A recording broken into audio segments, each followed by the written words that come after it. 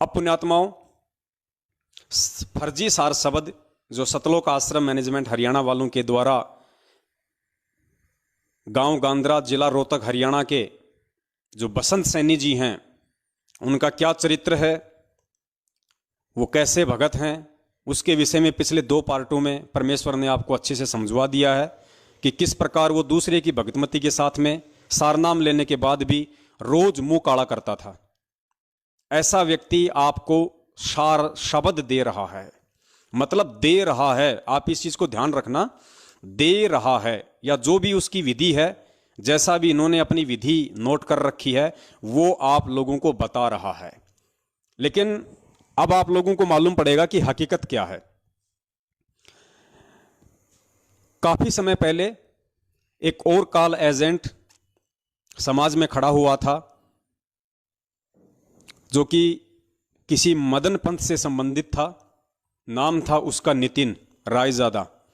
जब उसने संगत को भ्रमित करने की, उवाबाई बक के संगत को तोड़ने की कुचेष्टा की, तो परमेश्वर ने मुझ पवन दास को निमित्त बना के 10-15 वीडियो उस पूरे मदन पंथ की एडी से लेके चोटी तक उनका जो भी पाखंड था, सब परमेश्वर ने सार्वजनिक करवाया। हजारों की संख्या में भगत आत्माएं जो है वो सचेत हुई और अपना जीवन बर्बाद करने से वो बची। उसी मदन पंथ पे इस सतलोक आश्रम मैनेजमेंट हरियाणा वालों ने भी एक वीडियो बनाया, और वीडियो बनाने वाले का नाम है बलवान जाखड़। बलवान जाखड़। बहुत सारे भगत भाई बहन इस महान विभूति से परिचित नहीं हैं। दास आपको परिचित करवा देता है। ये जो बलवान जाखड़ है, ये पेशे से सरकारी टीचर है और हरियाणा के हिसार के पास में एक बालक गांव है, वहां का रहने वाला है। काफी समय से ये परमपिता परमेश्वर सतगुरु रामपाल जी महाराज जी से जुड़ा हुआ है और सतलोक आश्रम हरियाणा के मुख्य सदस्यों में इसकी गिनती की जाती थी। और बरवाला कांड के समय जो राष्ट्रीय समाज सेवा समिति बनी थी, ये उसके मुख्य पदाधिकारियों में से एक था। यानी जो राष्ट्रीय समाज सेवा समिति का जो अध्यक्ष था, वो था मास्टर रामकुमार ढाका रोहतक वाला, और उसका जो उपाध्यक्ष था समिति का, वो यही मास्टर बलवान जाखड़ था। उस समिति का पूरा पर्चा, उस समिति का पूरा संविधान मैं काफी बार अपने वीडियो में दिखा चुका हूं, संगत को वैसे भी PDF फाइल भेज चुका हूं। तो ये बलवान जाखड़, जो कि बरवाला कांड से पहले हर 2 घंटे में भक्तों की मीटिंग लिया करता था, महेंद्र भगोड़े के आदेशों को गुरुजी के आदेश बता के भक्तों को भ्रमित किया करता था, इसकी मुख्य भूमिका थी बरवाला कांड में बलवान जाखड़ की, जो आज भी सतलोक आश्रम मैनेजमेंट हरियाणा के ही तलवे चाट रहा है। बरवाला कांड के बाद ये पुलिस की पकड़ में आ गया था, काफी समय ये जेल में रहा। उसके बाद अपनी सेटिंग करके इसने अपनी जमानत करवा ली, गुरुजी के खिलाफ अपनी बयानबाजी करके।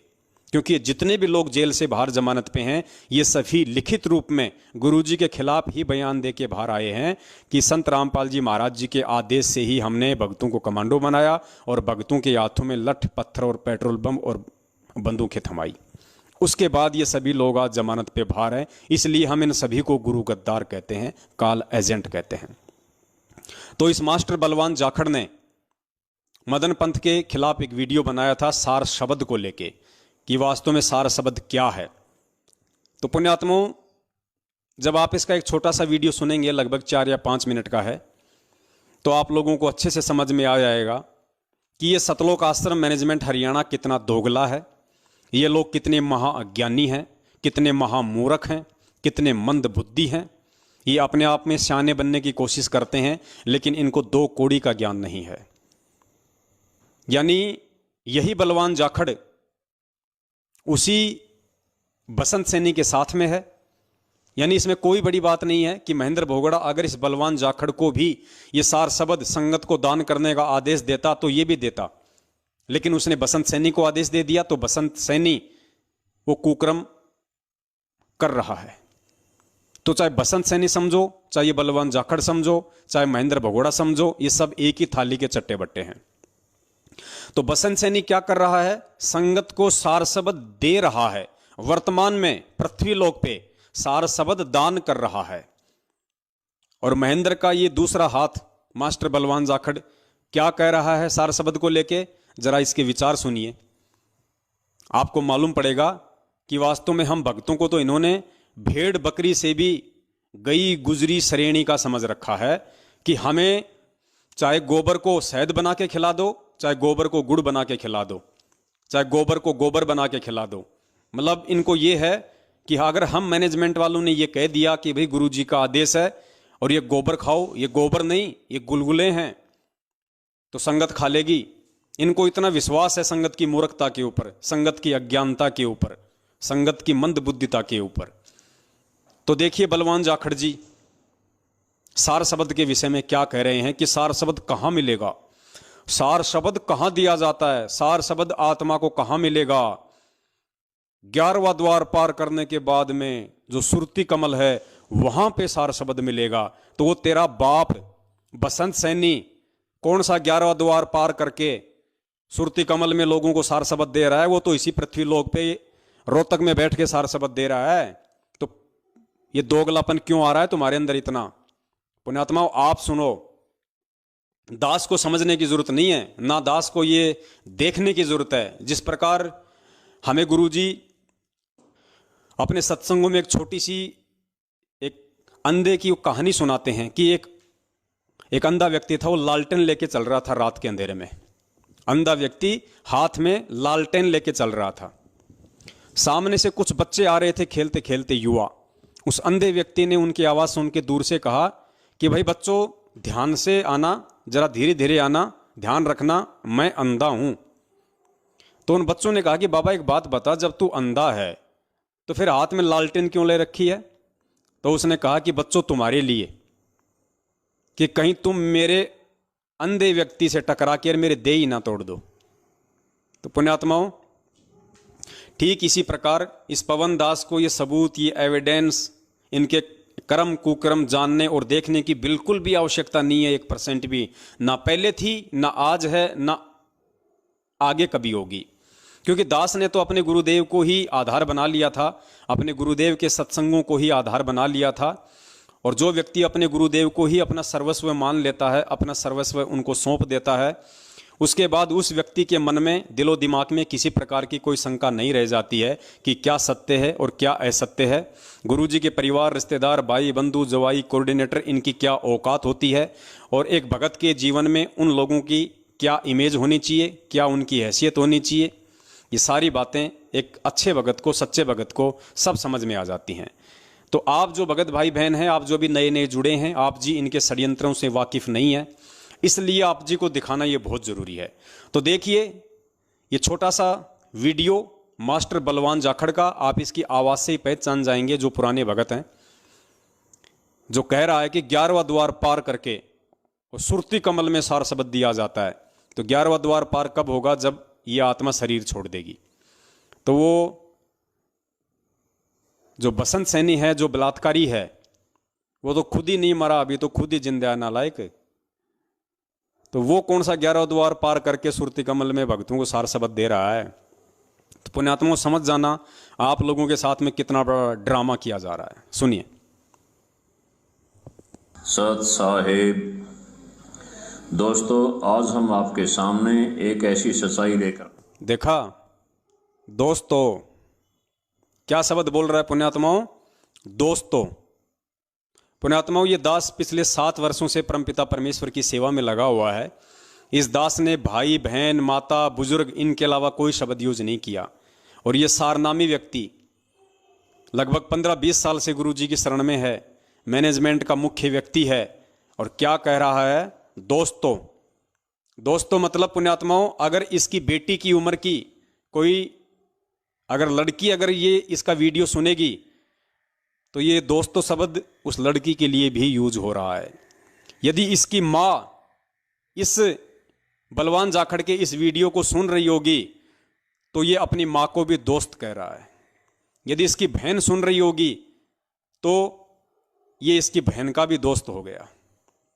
पुण्यात्माओं भक्ति मार्ग में यही तो चीजें मायने रखती हैं।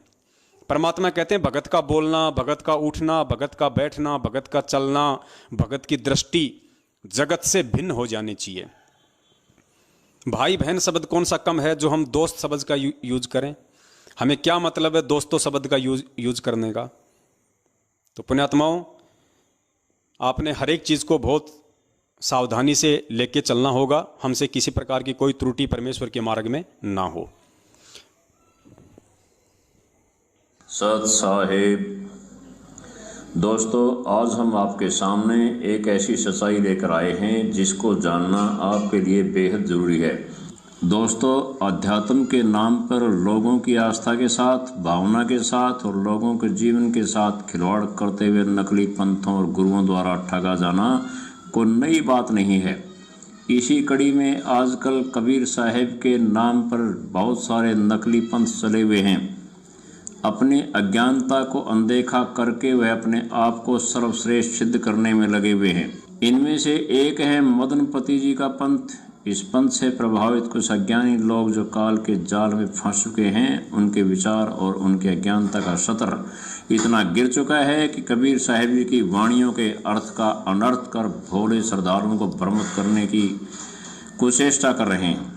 आइए देखिए कबीर साहिब के ज्ञान में और मदनपति जी के ज्ञान में कितना अंतर है। हम इसको पुण्यात्माओं, ये आपको कबीर साहिब जी के ज्ञान से तुलना करके बताएगा कि सार शब्द क्या है और कहाँ दिया जाता है। उसके बाद फिर आप निर्णय करना कि सार शब्द क्या है और रोहतक में फिर कौन दे रहा है। तुलनात्मक तरीके से बताएंगे। मदनपति जी तथा उनके प्रचारक कहते हैं कि सार शब्द 10वें द्वार, जिसे ब्रह्मरंध्र कहते हैं, के ठीक ऊपर शरीर में मिलेगा। कबीर साहिब जी कहते हैं सार शब्द शरीर के बाहर 12वें द्वार के ऊपर सुरती कमल में है। कबीर साहिब क्या कहते हैं ये बलवान जाखड़ जी बता रहे हैं, पवनदास नहीं बता रहा भाई। बलवान जाखड़ कह रहा है कि कबीर साहिब कहते हैं कि सार शब्द शरीर के बाहर सुरती कमल में मिलेगा, यानी शरीर के बाहर मिलेगा सुरती कमल में। तो पुण्यात्माओं, बहुत सोच समझ के जाना, अगर रोहतक में जाओ तो सार शब्द लेने, पहले तो तुम्हारी आत्मा को वो बसंत सैनी शरीर से बाहर निकालेगा खींच के क्योंकि ये खुद कह रहा है कि सार शब्द शरीर से बाहर दिया जाता है सुरती कमल में। तो पहले तो जो व्यक्ति रोहतक में सार शब्द लेने जाएगा, कान खोल के सुन ले।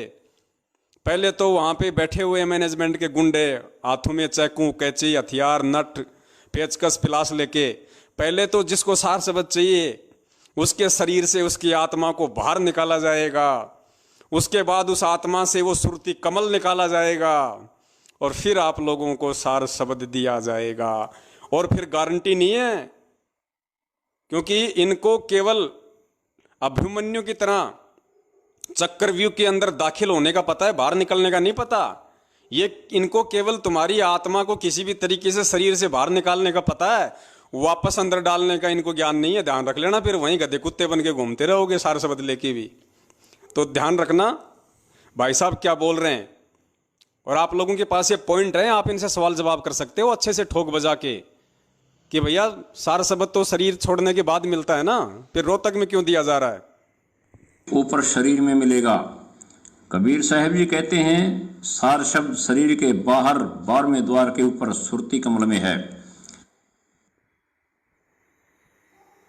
देख लो, इनका ग्रंथ व प्रवक्ता बताता है कि हम सार शब्द को सीधा लिखाएंगे और किसी अक्षर वाले नाम के जाप की जरूरत नहीं है।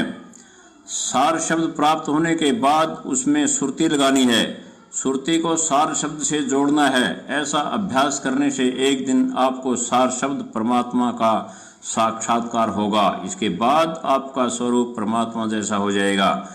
कबीर साहिब कहते हैं, कबीर साहिब जी क्या कहते हैं ये बता रहा है, आप ध्यान से सुनना। कबीर साहिब कहते हैं कि बिन सतगुरु को भेद बतावे, नाम प्रताप जोग ही आवे, काया तेजो बाहर होई, भाग जीव पावे पुनिस होई, बाहिर को मैं कहब ठिकाना, सुरती कमल सतगुरु निर्वाणा। कबीर सागर ज्ञान सागर पर 87। सुरती कमल का बूझ ठिकाना, द्वादश दर पर हमारा स्थाना। सदग्रंथ साहेब पेज 465। सुरती कमल सतगुरु हैं भाई, जिन अक्षय वृक्ष की राह बताई। सदग्रंथ साहिब पेज 469। इन वाणियों का अर्थ समझने से पहले हमें यह जानना होगा कि सार शब्द को सतगुरु भी कहते हैं, शब्द गुरु भी कहते हैं। क्या कह रहा है पुण्यात्मा? ध्यान से एक एक चीज को ध्यान से सुनना, ये बहुत काम आएंगे आगे वीडियो में समझने के लिए। ये कह रहा है कि सार शब्द को सतगुरु भी कहते हैं, सार शब्द को सतगुरु भी कहते हैं।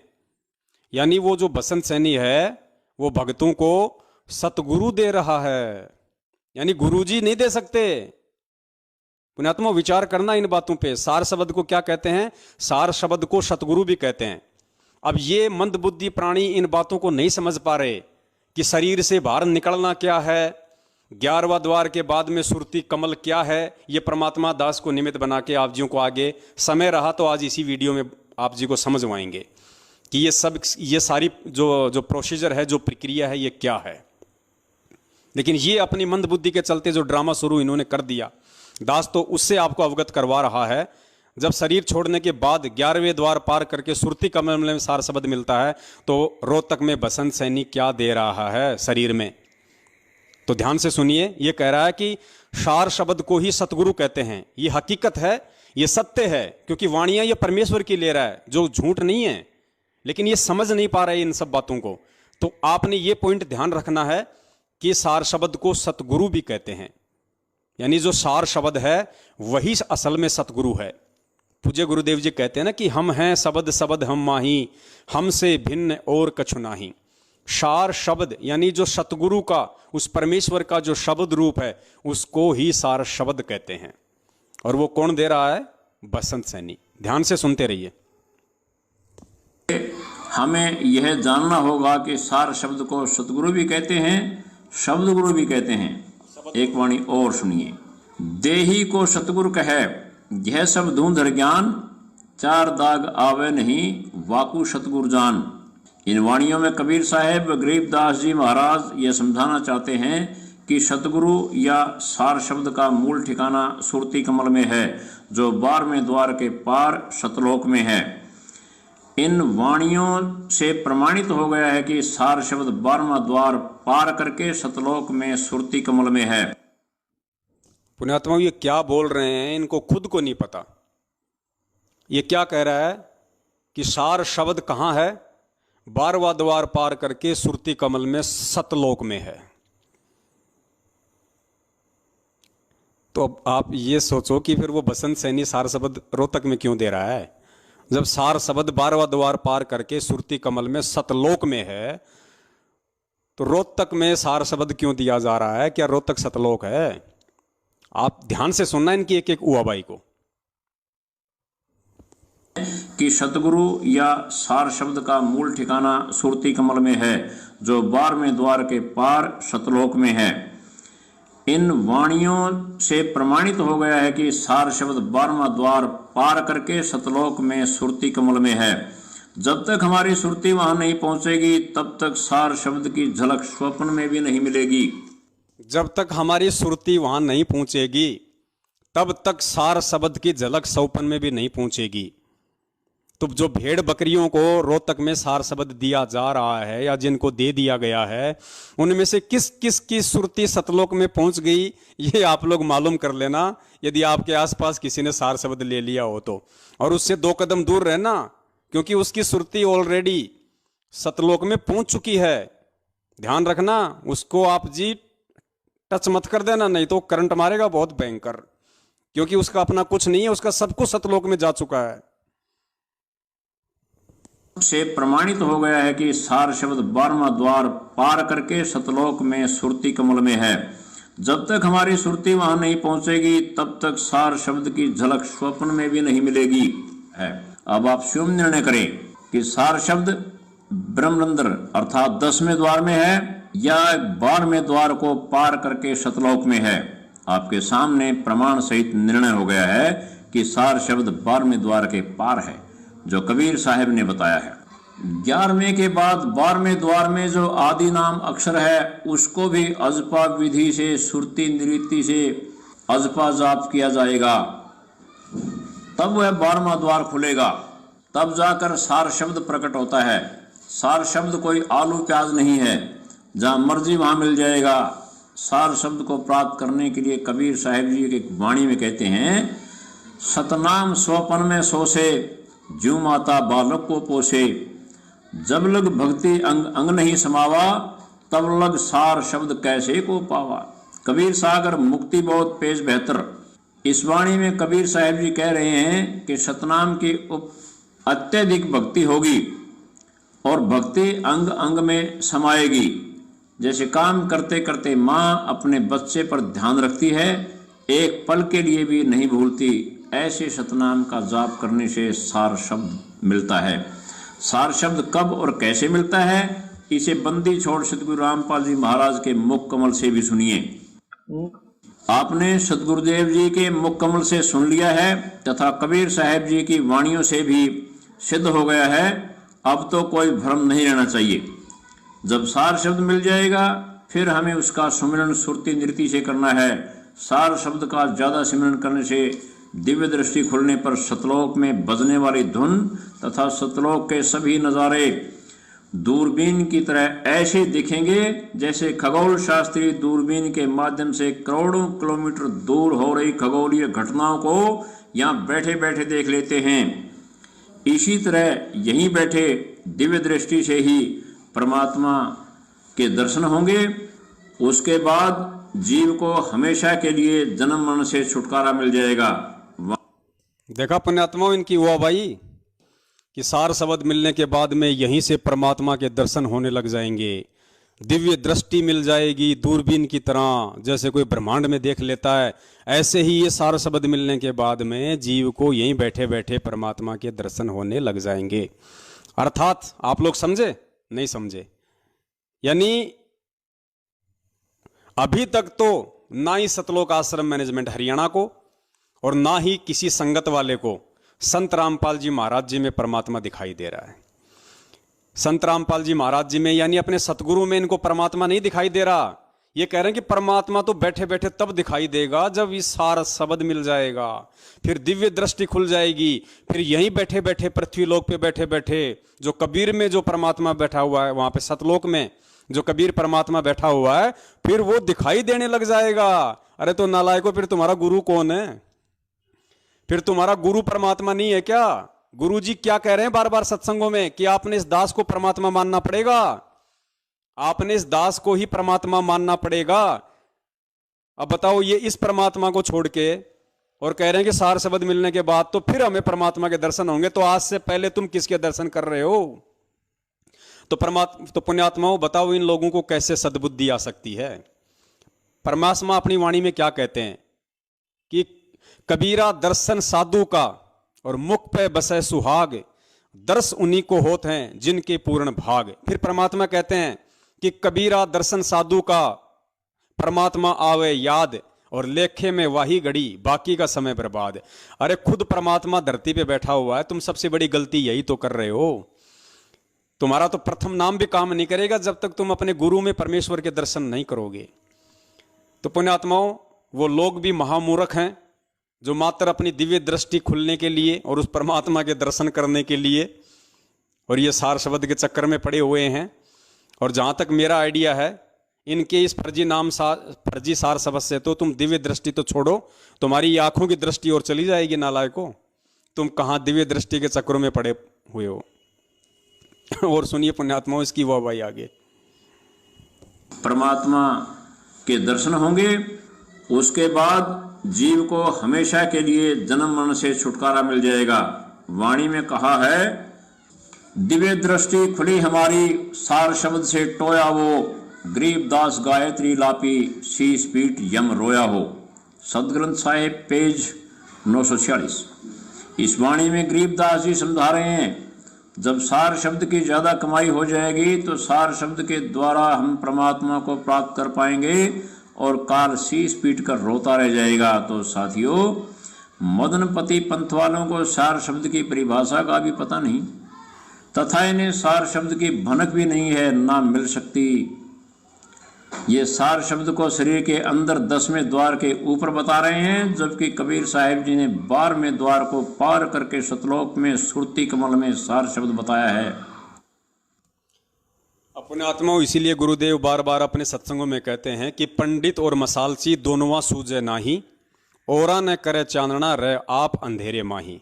पंडित यानी ज्ञान देने वाला, और मसालची यानी गुरुजी कहते थे कि एक मसाल होती थी पहले के टाइम में, ये टॉर्च वगैरह नहीं होती थी, एक लकड़ी होती थी, लकड़ी के ऊपरी सिरे पे रुई या कोई कपड़ा वगैरह बांध के उसके ऊपर मिट्टी का तेल वगैरह लगा के उसको मतलब आग लगाई जाती थी। और जब कहीं लोग जाया करते थे तो एक आदमी के हाथ में वो मसाल दे के उसको सबसे आगे उसको चलने के लिए कहा करते थे। तो जो सबसे आगे जो मसाल ऊपर करके चलता था उससे पीछे वालों को तो रोशनी हो जाती थी, लेकिन वो खुद हाथ को यूं करके चलता था, यूं, क्योंकि आगे अंधेरा होता था। इसलिए परमात्मा कहते हैं कि पंडित और मसालची दोनों सूझे नाही, औरों को करे चांदना, औरों को तो रोशनी कर रहा है और रह आप अंधेरे माई। तो ये मदन पंथ वालों को तो कह रहा है कि उनको सार शब्द की भनक तक नहीं, उनको सार शब्द की परिभाषा का भी ज्ञान नहीं, और खुद आज ये लोग कौन से घटिया कर्म कर रहे हैं, आज खुद इनको सार शब्द की परिभाषा का कहां से मालूम हो गया बताओ। ये खुद कह रहा है कि सार शब्द शरीर से बाहर 12वें द्वार को पार करके सुरती कमल जो कि सतलोक में है वहां दिया जाएगा। अरे जब सतलोक में ही आत्मा पहुंच जाएगी तो सार शब्द की क्या जरूरत है भाई। सतलोक जाने के लिए तो सार शब्द दिया जाता है, हम सतलोक जाएं, सतलोक जाने के लायक बने, हमारी उतनी भक्ति बने, उसके लिए तो हमें परमात्मा सार नाम देता है, सार शब्द देता है।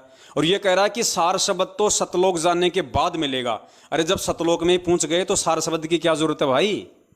तो पुण्यात्माओं, ये तो इन मंदबुद्धियों की उआबाई है। अब आप देख लेना, आप लोगों के साथ में कितना बड़ा मजाक किया जा रहा है आपके जीवन को बर्बाद करने के लिए। उसके बाद परमपिता परमेश्वर सतगुरु रामपाल जी महाराज जी का एक छोटा सा सत्संग है जिसमें परमात्मा कह रहे हैं कि नाम दान देने का अधिकारी कौन है, नाम कौन दे सकता है। ध्यान से सुनना परमेश्वर के सत्संग को, और उसके बाद विचार करना पुण्यात्माओं कि रोहतक में जो बसंत सैनी सार नाम सार शब्द दे रहा है उसको कहां से अधिकार मिल गया, उसको किसने अधिकार दे दिया। क्या गुरुजी दोगले हैं? क्या आपको लगता है कि आपके पूज्य गुरुदेव दोगली बातें करेंगे, जो एक तरफ तो कह रहे हैं कि इस नाम को केवल स्वयं परमात्मा ही दान कर देता है और अन्य कोई दान करेगा वो सबसे बड़ा काल का एजेंट है, अपना भी जीवन बर्बाद करेगा औरों का भी करेगा। तो इसको बताइए पुण्यात्माओं, ये सार शब्द जो दे रहा है ये बसंत सैनी, ये तो कोई डीवीडी में भी नहीं है। लोग ये सोच लें चलो भाई डीवीडी में भैया गुरुजी बोल रहे हैं, ये तो डीवीडी में भी नहीं है, वो तो खुद बताएगा अपने स्तर पे अपने हिसाब से। तो बताओ ये नाम ध्यान देने का अधिकार इसको किसने दे दिया? क्या गुरुजी कभी दोगली बात करेंगे? ध्यान से सुनना पुण्यात्माओं। वो 3 नाम का जाप है, ओम तत्सत। ओम ब्रह्म का जाप है, तत् ये परब्रह्म का ये सांकेतिक जाप है, और सत्य ये पूर्ण परमात्मा का ये भी सांकेतिक गुप्त है जो ये दास बता सकता है, और कोई अधिकारी ही नहीं है। मान ले किसी भक्त ने नाम ले लिया और वो कहीं नाम देने लग जाता है तो वो पाप का भागी है, अपराधी है, परमात्मा उसे माफ नहीं करेगा क्योंकि अधिकारी नहीं है वो। जैसे कबीर परमेश्वर आए थे, 64 लाख शिष्य हुए थे उनके, वो स्वयं ही तत्वदर्शी संत और गुरु की भूमिका कर रहे थे, तो उन्होंने किसी को भी अधिकार नहीं दिया था नाम देने का कि तू नाम दे। कोई भी अन्य अधिकारी नहीं बनाया था कि उपदेश देने का, वो स्वयं ही नाम देते थे। तो इसी प्रकार वर्तमान में इस दास के अतिरिक्त कोई भी यदि ये मंत्र देता है वो अपराधी है, परमात्मा का शत्रु है, वो भोली आत्माओं को गुमराह करके नकली पासपोर्ट बना रहा है, डुप्लीकेट, फर्जी। तो ये फर्जी पासपोर्ट फिर बाद में दुख देंगे, सजा भी होगी, यही रह जाओगे, पार नहीं हो पाओगे। तो वो शत्रु है परमात्मा के बच्चों का जो धोखा दे रहा है। ऐसे नकली व्यक्तियों से भी आपने सावधान रहना है। अपने आत्माओं, इस सत्संग से बढ़ के दास अब आपको और क्या प्रमाण दे सकता है, क्योंकि सबसे बड़े जो प्रमाणदाता हैं हमारे पूज्य गुरुदेव जी हैं, और पूज्य गुरुदेव जी ने स्पष्ट कह दिया है कि आज तक के भक्ति इतिहास में, चाहे सतयुग हो, चाहे द्वापर हो, त्रेता हो, या चाहे 650 साल पहले का समय हो।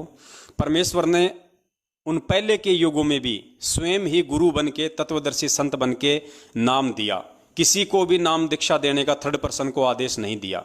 तो पुण्यात्माओं, आज फिर इस रोहतक वाले बसंत सैनी को किसने आदेश दे दिया? और अगर गुरुदेव ने आदेश दिया है तो वो वीडियो क्यों नहीं पेश करते सामने, जिसमें गुरुदेव ये कहते हुए स्पष्ट रूप से दिखाई दें वीडियो में कि भाई ये जो रोहतक वाला गांव गांद्रा वाला 2009 का बलात्कारी घोषित जो बसंत सैनी है, इसको मैंने ही हिसार जेल से सार शब्द देने का आदेश दिया है, क्योंकि मैं तो बूढ़ा हो गया हूं, अब मेरी तो स्थिति है नहीं नाम देने की, मेरे से तो हिला डुला नहीं जाता है, और मैंने बसंत सैनी को तुम्हारा नया गुरु बना दिया। ऐसा यदि कोई वीडियो हो पुण्यात्माओं तो जरूर हमें दिखाएं, ताकि हम भी वहां पे जाके सार शब्द लें, हम भी अपनी आत्मा का कल्याण करवाएं। अब आगे देखिए, एक छोटे से सत्संग में परमेश्वर ने और कितना स्पष्ट रूप से खोल के बता दिया। मतलब अगर कोई गधा भी अगर इन सत्संगों को बार बार सुन ले तो वो गधा भी सतलोक जाने के लिए तैयार हो जाए। लेकिन संगत की आंखों पे पुण्यात्माओं अभी भी अंधता की काली पट्टी बंधी हुई है, और जब तक ये अंधता की काली पट्टी नहीं खोलेगी संगत, तब तक इनका बेड़ा पार नहीं होना है। गुरुदेव यहाँ पे 2 मिनट के सत्संग में पूरा निष्कर्ष दे रहे हैं। हंसा देश वालों के ऊपर एक छोटी सी परमेश्वर ने ज्ञान आधारित टिप्पणी की है। गुरुदेव ने कहा कि हम जब उनके शिष्यों से मिले एक बार, तो हमने कहा कि भाई कहाँ से नाम ले रखा है, कौन है तुम्हारे गुरु? तो उन्होंने कहा कि उनको कौन नहीं जानता, वो तो वर्ल्ड फेमस हैं, अमेरिका में भी उनका आश्रम है, फलानी जगह भी उनका आश्रम है। तो गुरुदेव ने कहा कि तुम्हारे को फिर नाम किसने दिया? जब तुम्हारे गुरु अमेरिका में रहते हैं, तुम्हारे को यहाँ पे नाम किसने दिया? तो उन्होंने कहा कि नाम तो उन्होंने अपने संत भगत छोड़ रखे हैं, उन संतों ने हमें वो क्रिया समझाई थी कि ऐसा करना ऐसा करना, उन्होंने हमें समझाया था। तो गुरु ने कहा कि कभी तुम्हें तुम्हारे गुरु मिले? बोले नहीं। कभी गुरु ने आशीर्वाद दिया? नहीं। जो क्रिया तुम बता रहे हो वो क्रिया तुम्हें डायरेक्ट तुम्हारे गुरु ने समझाई? नहीं। फिर गुरु जी कह रहे हैं कि नालायकों, फिर तुम्हारा गुरु कौन हुआ? गुरु तो वो होता है जो आमने सामने बैठ के मंत्र दे, आमने सामने बैठ के जो प्रैक्टिकल करवावे, वो गुरु होता है। फिर गुरु जी ने आगे एक छोटा सा एक चुटकुले के रूप में बताया कि भाई यो अच्छा काम, फेरे होवे किसी और से और पति का आवे कोई और। तो ये काम सतलोक आश्रम मैनेजमेंट हरियाणा ने सन 2018 में फर्जी सारनाम भगत समाज को दान करके, और आज 2021 में फर्जी सार शब्द दान करके मनमुखी रूप से इस कहावत को इन्होंने साबित कर दिया है।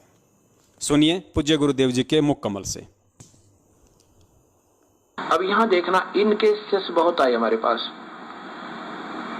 अब उन्होंने जब तक तंग-वंग होकर, क्योंकि उनके काम सिरे नहीं, सारे दुखी हो गए, जितने भी उनके भूत भी पूजे, प्रेत भी पूजे, श्राद्ध भी निकाले और सारी शास्त्र भी साधना करें। तो मैंने पूछा भी तुम गुरुदेव आपके कौन है? कि उन कौन नहीं जानता उन गुरुदेव को, सारे वर्ल्ड में बोलबाला उनका, विदेशों में भी करोड़ों की संख्या उनके अनुयायी है। तो मैंने कहा आपका नाम लेने का नंबर फिर कैसे पड़ा? कहते हैं गुरुदेव ने नाम नहीं दिया हमारे को तो क्रिया समझाई थी। हम गए थे आश्रम में इनका, यहाँ पर महरौली के अंदर दिल्ली में आश्रम है, बहुत लंबे चौड़े अक्षेत्र में बना हुआ है। वहां गए थे तो वहां साधु संत छोड़ रखे महाराज जी ने, उन्होंने हमारे को क्रिया समझाई थी। ऐसे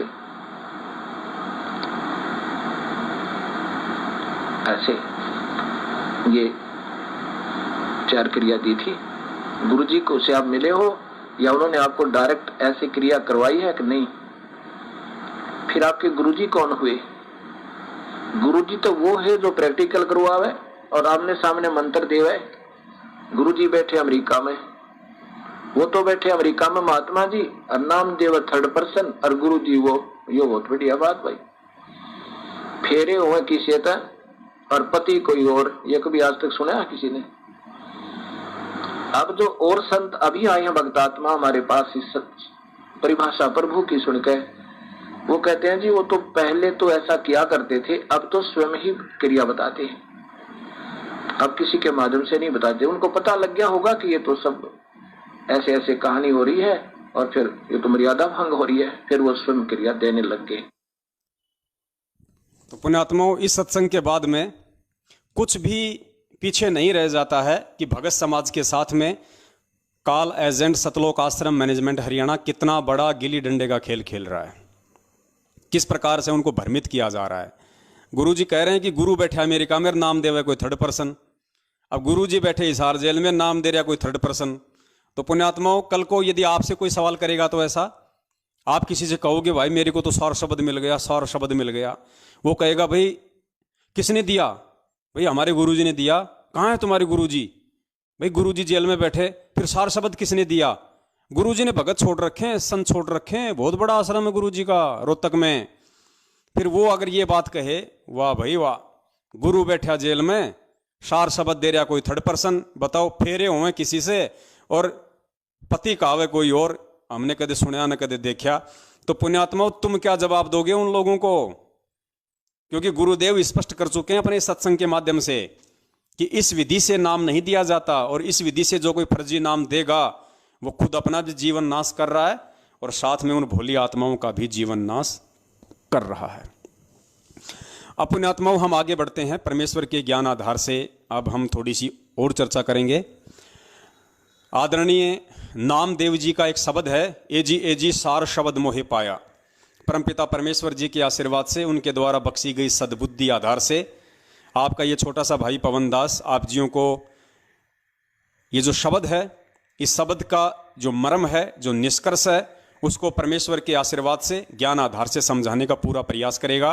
कहीं कोई त्रुटि हो जाए तो दास उसके लिए परमपिता परमेश्वर सदगुरु रामपाल जी महाराज जी से और आप सर्व साध संगत से क्षमा प्रार्थी रहेगा। वैसे त्रुटि की कोई गुंजाइश रहेगी नहीं।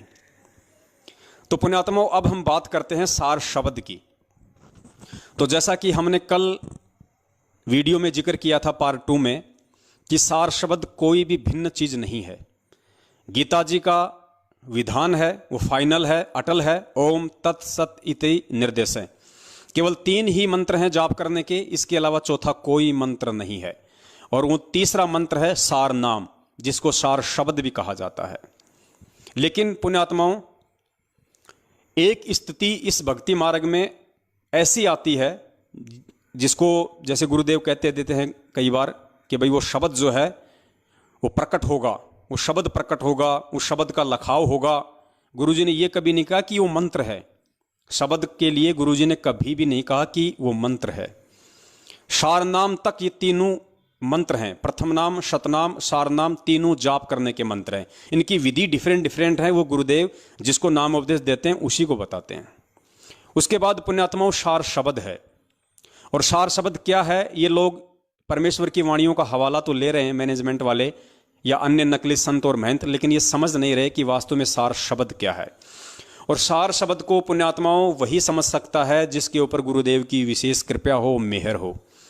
और जो अपने गुरु को परमेश्वर मान चुका हो, उसी का परमात्मा ज्ञान योग खोलते हैं, उसी को परमात्मा सद्बुद्धि देते हैं इन सभी चीज़ों को समझने की कि वास्तव में वो शब्द है क्या। तो आज हम गुरुदेव जी के आशीर्वाद से शब्द के ऊपर थोड़ा सा डिस्कस करेंगे। पुण्यात्माओं, वो शब्द कोई देने की चीज़ नहीं है, वो शब्द कोई खाने की चीज़ नहीं है, वो शब्द कोई पीने की चीज़ नहीं है। इस भक्ति मार्ग में जब एक भगत लगता है अपने गुरुदेव के वचन पे दृढ़ होके, तमाम भक्ति मर्यादाओं को निभाते हुए जब भक्ति मार्ग पे लगता है, तो पुण्यात्माओं कुछ समय बाद में जब परमेश्वर उसको तीनों मंत्रों की दया कर देते हैं, उसके बाद एक ऐसी स्थिति आती है,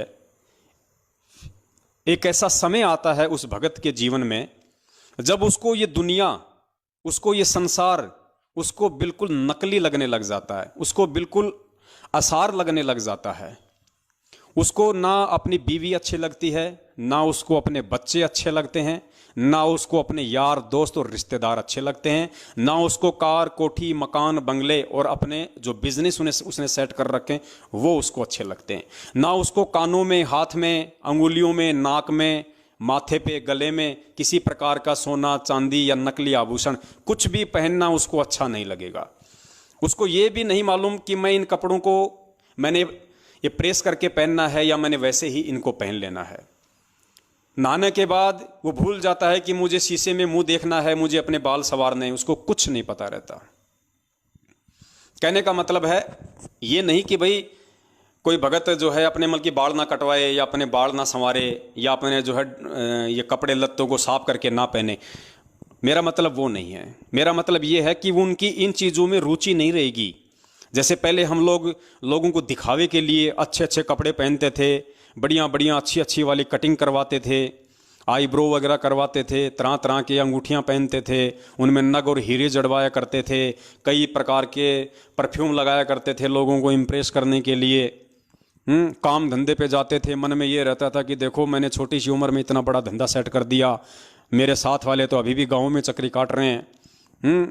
मैंने 40 साल की उम्र में देखो मैंने BMW खरीद ली, मैंने ऑडी खरीद ली, मैंने सफारी खरीद ली, क्या किया मेरे अन्य भाइयों ने, मेरे रिश्तेदारों ने, आज देखो मैं सबसे ऊपर टॉप मोस्ट हूँ।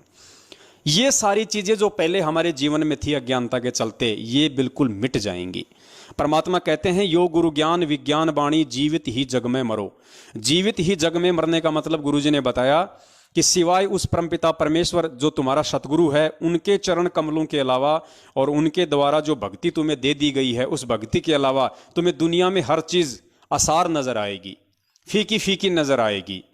ठीक है, यदि परमात्मा ने हमें अपने ऋण संबंधों के आधार पर किसी परिवार में बांध रखा है, हमें यदि पति और पत्नी के रिश्तों में बांध रखा है, बाप और बेटे और बेटी के रिश्तों में बांध रखा है, तो हमने उन रिश्तों को भी निभाना है, सिर्फ अपना ये फर्ज समझ के।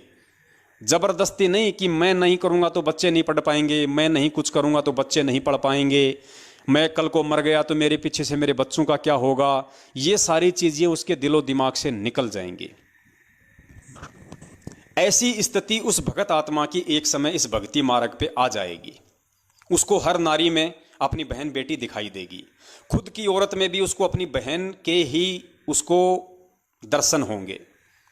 ऐसी स्थिति इस भक्ति के करते रहने से गुरुदेव कहते हैं कि एक समय अवश्य आएगी, ना चाहते हुए भी आ जाएगी, तुम्हारे बस की बात नहीं। तुम केवल मर्यादाओं के साथ भक्ति मार्ग पे लगे रहो। परमात्मा कहते हैं धीरे धीरे रे मनवा धीरे सब कुछ होए, माली सींचे सो घड़ा समय आए फल होए। गुरुदेव ने कहा कि जैसे एक तालाब है, उसके अंदर पानी भरा हुआ है, और जैसे जेठ का महीना आया, रोजाना वो तालाब धीरे धीरे धीरे धीरे उसमें से पानी खत्म होता जा रहा है, लेकिन खत्म होते का निशान भी नहीं पड़ रहा। ठीक इसी प्रकार पुण्यात्माओं, ये परमपिता परमेश्वर सतगुरु रामपाल जी महाराज जी की सत भक्ति है। हमें नहीं पता चलेगा कि हमारी भक्ति की कितनी कमाई हो चुकी है, हम कौन से स्तर पे पहुंच गए, कौन से स्तर पे पहुंच गए, यहाँ कुछ मालूम नहीं पड़ेगा आपको। आपने केवल गुरु वचन पे चलना है। गुरु जी ने कह दिया बेटो ये मंत्र हैं, ये मर्यादा है, ये आरती हैं, ये तुम्हारे लिए नियम है, ये सावधानियां, तुम इन पे चलो बस।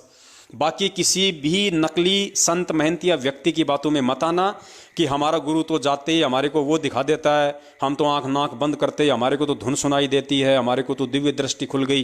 परमात्मा कहते हैं बच्चों, अगर ये सब जो क्रियाएं हैं जो काल प्रेरित ये भी हैं, ऐसी बात नहीं है कि दिखाई नहीं देता या सुनाई नहीं देता, लेकिन गुरुजी कहते हैं कि बच्चों ये तो मैं जानबूझ के तुम्हारी मैंने नष्ट कर दी है। अगर तुम भक्ति करोगे, तुम अगर उनको देखते ही रहोगे तो भक्ति तुम्हारी खत्म होती रहेगी। तो परमात्मा ने लोक लगा दिया।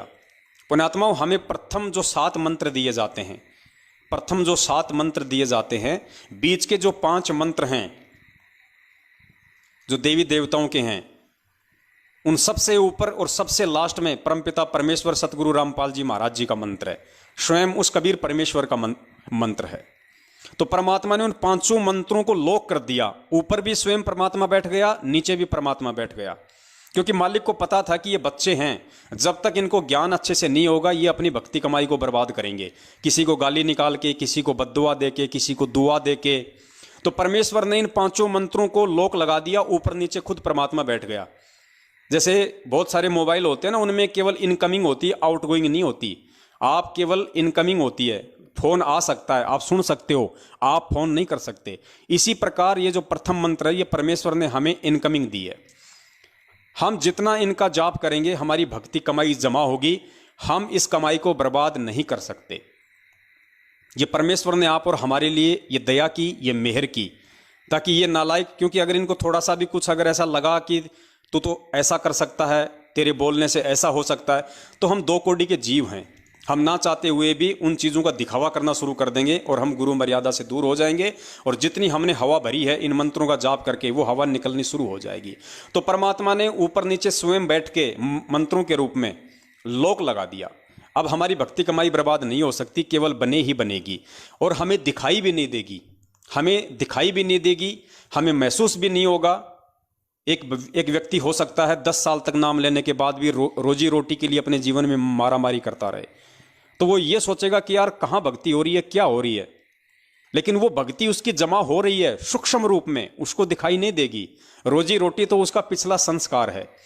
गुरुजी कहते हैं धन चाहे तो दान कर, मुक्ति चाहे तो नाम। तो पिछले जन्म में जिसने जैसा धन, धर्म, दान, पुण्य किया होगा, आज वैसा ही उसको मिलेगा। लेकिन वर्तमान में यदि वो मर्यादाओं में रहेगा और ज्ञान को समझ चुका होगा, और पिछले जन्म का यदि ऐसा उसका कोई मजबूत दान धर्म वाला संस्कार नहीं होगा, तो वर्तमान में उसके ऊपर दुख, तकलीफ, संकट तो थोड़े बहुत जरूर आएंगे, लेकिन परमात्मा उसको इतनी बड़ी समस्या नहीं आने देगा, ऐसी भुखमरी की नौबत नहीं आने देगा कि उसको भक्ति छोड़नी पड़े। तो ये मीठा मीठा जो दर्द है, ये बना भी रहना चाहिए और ये बना भी रहेगा, क्योंकि गुरुजी कहते हैं कि एक बार अगर तुम्हें सुख हो गया, तुम सारे दुख भूल जाओगे पीछे के। तो हमें इस भक्ति मार्ग के जो मंत्र हैं जिनकी हम जाप करते हैं, चाहे सतनाम हो चाहे प्रथम मंत्र हो, हालांकि हमें किसी प्रकार से महसूस नहीं हो रहा होगा, लेकिन वो कमाई हमारी एज इट इज, जैसे गुरुजी कह रहे हैं, उस हिसाब से जमा होती जा रही है। तो एक समय पुण्यात्माओं, गुरुजी कहते हैं कि ऐसी स्थिति आ जाएगी कि तुम बिल्कुल अपने आप को बेगाना सा समझने लग जाओगे। तुम्हारी स्थिति उस अलल पक्षी जैसी हो जाएगी जिसको दिमाग में हमेशा ये टेंशन रहती है कि ये मेरा लोक नहीं है, ये मेरा घर परिवार नहीं है, जिनके साथ मैं खेल रहा हूँ, जिन पक्षियों के साथ मैं रह रहा हूँ, या जिस जमीन पे मैं रह रहा हूँ, ये मेरा स्थान नहीं है, ये मेरा घर नहीं है, और जिन पक्षियों के साथ मैं खेल रहा हूँ वो मेरे संगी साथी नहीं है, मेरे माता पिता ऊपर रहते हैं। हमेशा उसको, क्योंकि उसको गॉड गिवन एक कॉमन सेंस होती है, उसको हमेशा ये रहता है कि मुझे यहाँ नहीं रहना और मुझे यहाँ से एक दिन जाना है, जाना है, जाना है, मेरे माता पिता ऊपर हैं और मेरा इंतजार कर रहे हैं। और जब वो उड़ने के लायक हो जाता है, उसके बाद गुरुजी कहते हैं कि वही साथी जिनके साथ वो खेला करता था, 5-5 हाथियों को पंजे में दबा के उड़ जाता है अपने माता पिता का भोजन लेके। तो उस अलल पक्षी जैसी स्थिति भगत की आ जाएगी। ना उसको नरेंद्र मोदी अच्छा लगेगा, ना उसको सोनिया गांधी अच्छी लगेगी, ना उसको ओम प्रकाश चौटाला अच्छा लगेगा, ना वो कांग्रेस का कुत्ता बन के उनका प्रचार करेगा, ना वो कभी बीजेपी का कुत्ता बन के उनका प्रचार करेगा, ना वो किसानों की रैली में जाके बैठेगा, ना वो कांग्रेसियों की रैली में जाके बैठेगा, ना वो किसी गुंडे की सीबीआई जांच के लिए बैठेगा, ना किसी ऐसे लोगों को जा जाके भगतों के दान का चंदा देगा। ऐसी स्थिति भगत की आ जाएगी। और वो स्थिति उसकी आएगी कब? जब वो गुरु का विश्वास पात्र होगा, जब गुरु की उसके ऊपर फुल मेहर होगी, फुल दया होगी, कृपा होगी। और गुरु की मेहर और कृपा उसके ऊपर होगी कब? जब वो ज्ञान को आधार बना के गुरु के चरणों में अपना तन मन धन, अपनी सोच सब कुछ समर्पित कर चुका होगा कि परमेश्वर, इस भवसागर में तेरे अलावा मेरा कोई दूसरा नहीं है। अपने सतगुरु के अलावा वो किसी दूसरे के रूप में भगवान देखेगा ही नहीं कि कौन कबीर है, कौन अक्षर पुरुष है, कौन क्या है। मेरे लिए तो मेरा गुरु ही मेरा इष्ट है, मेरा भगवान है। तमेव परमात्मा कहते हैं ना, तमेव माता च बंधु, तमेव बंधु च सखा तमेव।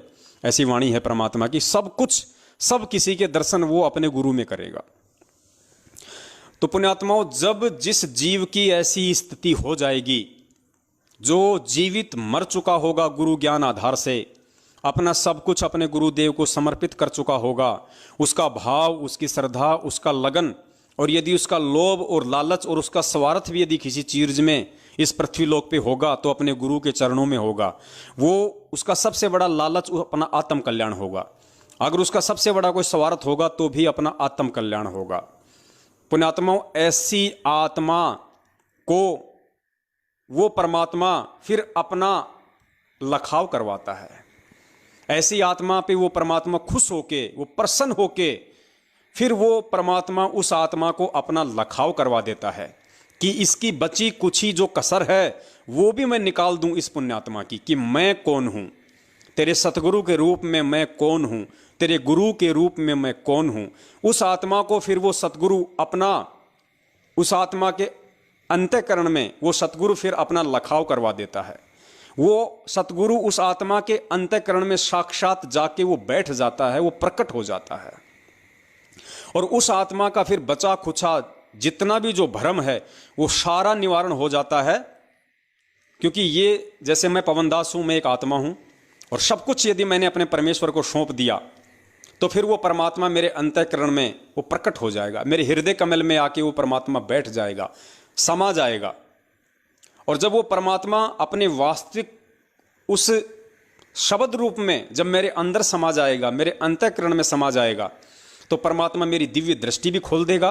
दिव्य दृष्टि खोलने का मतलब ये नहीं है कि इन्हीं आंखों से मुझे चांद के आसपास क्या है वो दिखाई देने लग जाएगा, या ब्रह्मा जी के लोक में क्या हो रहा है मुझे वो दिखाई देने लग जाएगा। मुझे नहीं जरूरत है उस दिव्य दृष्टि की, मुझे केवल उतनी ही दृष्टि की जरूरत होनी चाहिए यदि मैं एक भगत हूं तो, कि मुझे मेरे गुरु के दर्शन हों, मुझे मेरे परमपिता परमेश्वर सतगुरु रामपाल जी महाराज जी के चरण कमलों के दर्शन हों। चाहे वो हिसार जेल में बैठे हों, चाहे वो सतलोक में बैठे हों, चाहे वो कहीं और बैठे हों।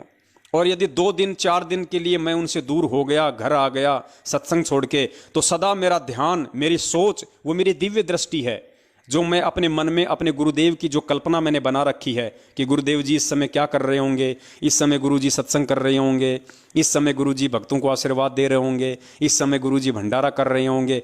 यानी हमेशा पल पल उस गुरु का ध्यान रहे, हमेशा वही दिव्य दृष्टि है पुण्यात्माओं, वही दूरदृष्टि है। और हमने कोई चांद तारे नहीं देखने ये दिव्य दृष्टि लेके, हमने नहीं देखनी ये सारी चीजें, वही दिव्य दृष्टि है। मतलब 24 घंटे तुम्हारा ध्यान अपने सतगुरु के चरणों में लगा रहे। मिले तो दंडवत बंदगी, नहीं तो पल पल ध्यान लगाओ। पल पल ध्यान लगाने का मतलब है, पहली बात तो हमें गुरु जी ने जो 3 समय की आरती दी है, हम वो आरती करें। तो आरती करेंगे तब तक हमें अपने परमात्मा का ध्यान रहेगा, क्योंकि परमात्मा की दी हुई है, हम परमात्मा की महिमा का जो है बखान कर रहे हैं। तो जब तक हम आरती कर रहे हैं तब तक हम परमात्मा का ही हम गुणगान कर रहे हैं, पल पल उसका ध्यान लगा रहे हैं। फिर जैसे ही हमें समय मिला हम परमात्मा का प्रथम मंत्र करने बैठ गए, तो परमात्मा का ही ध्यान लगा रहे हैं। फिर हम सतनाम का जाप करने लग गए, फ्री हुए तो फिर हम वो परमात्मा का ध्यान लगा रहे हैं। हमारी सुरती उस परमात्मा में है, हमारे गुरुदेव में है, हमारी दूरदृष्टि उस परमात्मा को ध्यान दे रही है, परमात्मा को देख रही है। फिर कोई भगत भाई बहन मिल गया, हम उससे चर्चा कर रहे हैं, तो हम कोई कांग्रेस बीजेपी तो करते नहीं मैनेजमेंट की तरह, हम तो परमेश्वर की चर्चा करेंगे। आपस में एक दूसरे की जो है हम चर्चा करेंगे, तो वो भी हम उस परमेश्वर के ही आसपास हैं, हमारा ध्यान उस परमेश्वर के साथ जुड़ा हुआ है। फिर किसी भगत हम अगर फ़ोन पे बात करेंगे, तो जैसे दास है, दास तो किसी रिश्तेदार से ना बात करता है, ना किसी का मेरे पास फ़ोन आता है। मेरे पास तो जिसका भी फ़ोन आता है भगत भाई बहनों का आता है। तो फ़ोन पे भी बात होगी तो परमेश्वर को लेके होगी, मालिक की ज्ञान चर्चा होगी, साध संगति होगी। फिर अगर मैं खाली बैठा हूँ, कुछ नहीं कर रहा, तो मैं परमेश्वर का चिंतन करूँ पल पल, मालिक के प्रति मैं सोचता रहूँ, अपने गुरुदेव के गुणों को मैं सोचता रहूं, अपनी आत्मा को सराहता रहूं कि कितनी बड़ी दया हुई मुझ जैसे नीच पे, 2 कौड़ी के कुकर्मी जीव पे, जो परमेश्वर ने आके मुझे संभाला इस भवसागर से। 8-8.5 अरब की जनसंख्या में परमात्मा ने मुझको पकड़ा, अपनी शरण में लिया। मेरा कितना बड़ा सौभाग्य है। परमेश्वर ने ऐसा क्या देखा मुझ 2 कौड़ी के जीव में जो मुझे अपनी शरण में लिया, मुझे अपना बच्चा बनाया, मुझे अपना भगत बनाया, मुझे अनमोल भक्ति दी उस परमात्मा ने। और अब मुझे वो मौका नहीं चूकना चाहिए, किसी भी तरह से मुझे अब यहाँ से निकलना है। मैं असंख्यों बार लोगों के कहने से डिग चुका हूँ, भ्रमित हो चुका हूँ, अब मुझे बिल्कुल भी वो मौका नहीं देना है, काल की किसी भी चाल में नहीं फंसना है। तुझे भगवान मिल गया, परमात्मा मिल गया, उन्होंने सारे सबूत दे दिए, सारे प्रमाण दे दिए। बाकी इस दुनिया के जितने भी संत हैं और जो ये ग्रंथ हैं, ये केवल हमें भ्रमित करने के लिए हैं, सिवाय उन सदग्रंथों के जिन सदग्रंथों को कबीर परमेश्वर ने भिन्न भिन्न रूपों में आके, भिन्न भिन्न नाम से आके स्वयं ही लिपिबद्ध करवाया है। उन सदग्रंथों के अलावा दुनिया में जितने भी वेद, कुरान, पुराण, बाइबल जो भी हैं, ये सब जीव को भ्रमित करने के लिए हैं, क्योंकि इनमें आधा ज्ञान काल भगवान का है, आधा ज्ञान उस परमेश्वर का है। तो ये बाकी सब हमें भ्रमित करने के लिए हैं। इसलिए परमात्मा कहते हैं कि मालिक की वाणी है कि कथा करो करतार की, सुनो कथा करतार, आन कथा सुनिए नहीं, कहे कबीर विचार। आन कथा यानी किसी दूसरे की कथा कहानी हमने बिल्कुल भी नहीं सुननी। और अगर दूसरे की किसी कथा कहानी से यदि हमें कोई शिक्षा मिल सकती है, तो वो शिक्षा भी केवल वही भगत उनमें से ले सकता है। जैसे जो सारस पक्षी होता है, जो हंस होता है, गुरुदेव ने बताया कि उसको गॉड गिवन एक ऐसा होता है, उसको एक पात्र के अंदर 1 किलो दूध और 1 किलो पानी दोनों को मिक्स कर दो अच्छे से, और वो पात्र उसके सामने रख दो। वो जो हंस पक्षी है उसमें चोंच डाल के दूध पी लेगा, पानी छोड़ देगा। उसको परमेश्वर ने वो कॉमन सेंस दी है, परमेश्वर ने उसको ऐसा गॉड गिफ्ट दिया हुआ है। तो यदि इन दुनिया भर के सदग्रंथों में, शास्त्रों में भी यदि कोई सार की वस्तु थोड़ी बहुत कोई निकाल सकता है तो केवल वो परमपिता परमेश्वर ही निकाल के दे सकता है, या उस परमपिता परमेश्वर से ज्ञान प्राप्त उसके बच्चे ही निकाल सकते हैं, दूसरा कोई नहीं निकाल सकता। तो इस प्रकार पुण्यात्माओं, जब उस स्थिति में भगत आ जाएगा और जब वो अपने परमपिता परमेश्वर को ही अपना सब कुछ मानेगा, उसी को अपना भगवान मानेगा, अपना इष्ट मानेगा कि यही परमात्मा है जो असंख्य रूप धारण करके भिन्न भिन्न समय में अपनी लीलाएं करते रहते हैं, इनके अलावा इनके ज्ञान की कोई छींट भी नहीं मार सकता। यहाँ पे इस कबीर परमेश्वर के अलावा उस सतलोक की सृष्टि रचना तो छोड़ो, सतलोक की ABCD भी कोई यहाँ आके नहीं बता सकता, किसी की औकात नहीं है। ये काल बताने ही नहीं देगा, 2 मिनट में उसको नष्ट कर देगा। लेकिन इतना संघर्ष यदि कोई 27 साल से कर रहा है और बार बार सीना ठोक के टीवी चैनलों पे बता रहा है, सत्संगों पे बता रहा है, लोगों को चैलेंज कर रहा है ज्ञान चर्चा के लिए, वो कौन हो सकता है? इस 21 ब्रह्मांड के किसी 2 कौड़ी के माँ के गर्भ से आए हुए जीव की औकात नहीं है। ये स्वयं कबीर परमेश्वर हैं जिन्होंने माँ के गर्भ से दिखावटी रूप में आने की लीला की। ये प्रकट ही होते हैं और 8 सितंबर 1951 को ये प्रकट ही हुए हैं काल भगवान को धोखा देने के लिए और यहाँ की जीव आत्माओं को ज्ञान आधार से अपनी पहचान करवाने के लिए कि मैं कौन हूँ। तो पुण्यात्माओं, ऐसी स्थिति में जब वो भगत पहुँच जाएगा तो फिर वो भगत आत्माएं अपने गुरु को परमेश्वर मान के फिर वो उनका जन्मदिन नहीं मनाएंगी, वो ऐसी महागलती अपने जीवन में नहीं करेंगी जिससे उनका गुरु रुष्ट हो, नाराज हो, उनके गुरु को किसी दूसरे के सामने लज्जित होना पड़े कि आपके द्वारा इतना ज्ञान दिए जाने के बावजूद भी आपने अपने आप को परमात्मा साबित करने में पिछले 27 वर्षों में कहीं कोई कमी नहीं छोड़ी। उसके बाद भी देखो, ये आपके बच्चे आपको मानुष समझ के माँ के गर्भ से जेर में लिपटा हुआ आया हुआ जान के अपनी तरह आपका जन्मदिन मना रहे हैं, आपको लज्जित कर रहे हैं। वो भगत फिर उस परमपिता परमेश्वर का प्रकट दिवस ही मनाएगा।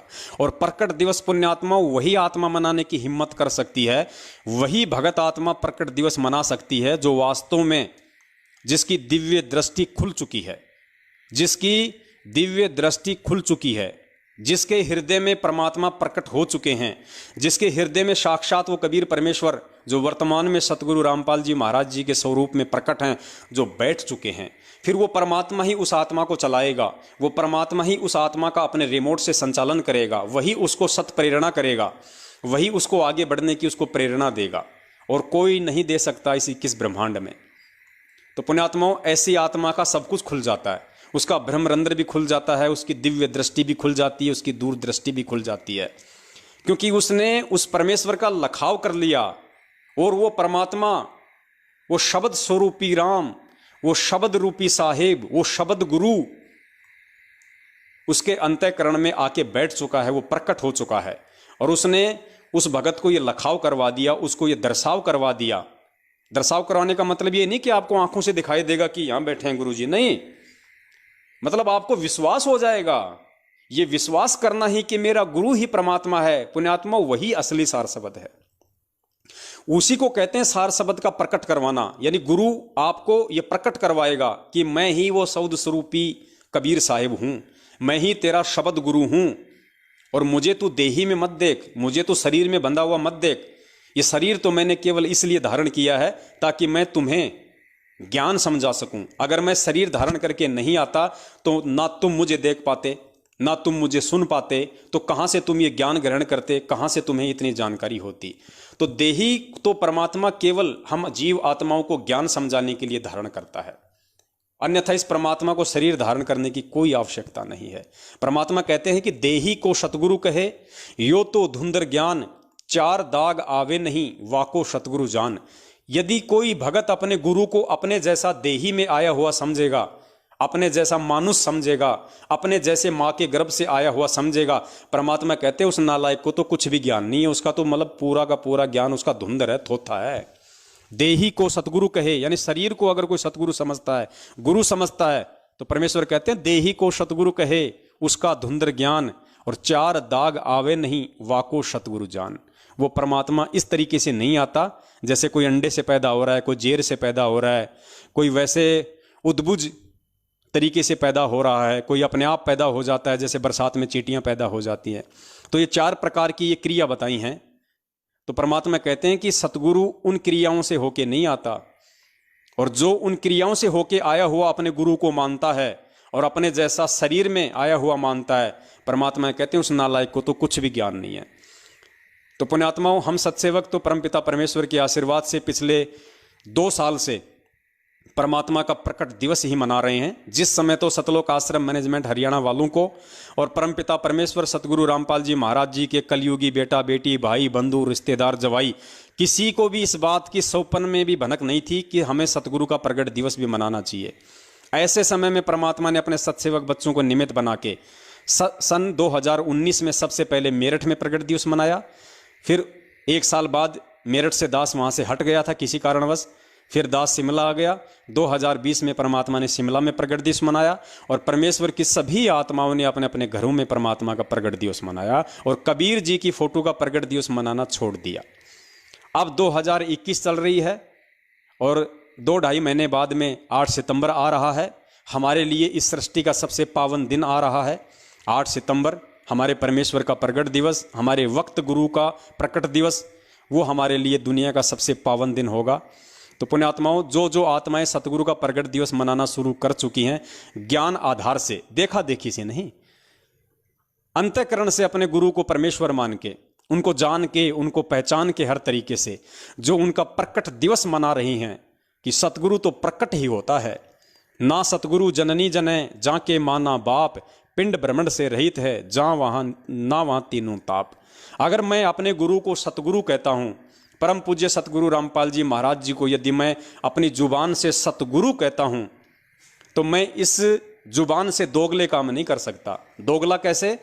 अगर सतगुरु कह रहा हूँ तो सतगुरु को माँ के गर्भ से आया हुआ नहीं मान सकता, क्योंकि वाणी अमर है, वाणी अटल है, वाणी झूठी नहीं है। परमेश्वर की वाणी क्या कह रही है? ना सतगुरु जननी जने और जाके माना बाप, पिंड ब्रह्मंड से रहित है ना वहाँ तीनों ताप। तो मेरा सतगुरु माँ के गर्भ से नहीं आया, वो प्रकट हुआ है। अब वो कैसे प्रकट हुआ है, वो केवल एक ज्ञान आधारी भगत ही जान सकता है। वही इस रहस्य को, इस मर्म को पहचान सकता है। अन्य भगत भाई बहन नहीं समझ सकते, भले ही वो भी सतगुरु की शरण में है। तो पुण्यात्माओं, उसके बाद वो परमात्मा उस आत्मा को अपना लखाव करवा देता है, अर्थात उस आत्मा को ये महसूस हो जाता है, उस आत्मा को इन खुली आंखों से ये दिखाई देने लग जाता है कि सामने जो देही रूप में संत रामपाल जी महाराज जी के रूप में जो आज हिसार जेल में बैठे हैं या किसी आश्रम में बैठे हैं, ये कौन हैं?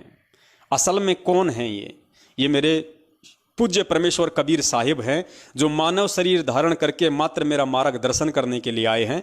मुझ भूले हुए, मुझ भटके हुए प्राणी को अपना वास्तविक लखाव कराने आए हैं, दर्शन करवाने आए हैं, मुझे विश्वास दिलाने आए हैं कि बेटा, मैं कबीर परमेश्वर संत रामपाल जी महाराज जी के रूप में इस पृथ्वी पे प्रकट हो चुका हूं और तुझे नाम दीक्षा देके मैं तुझे अपना बेटा बना चुका हूं।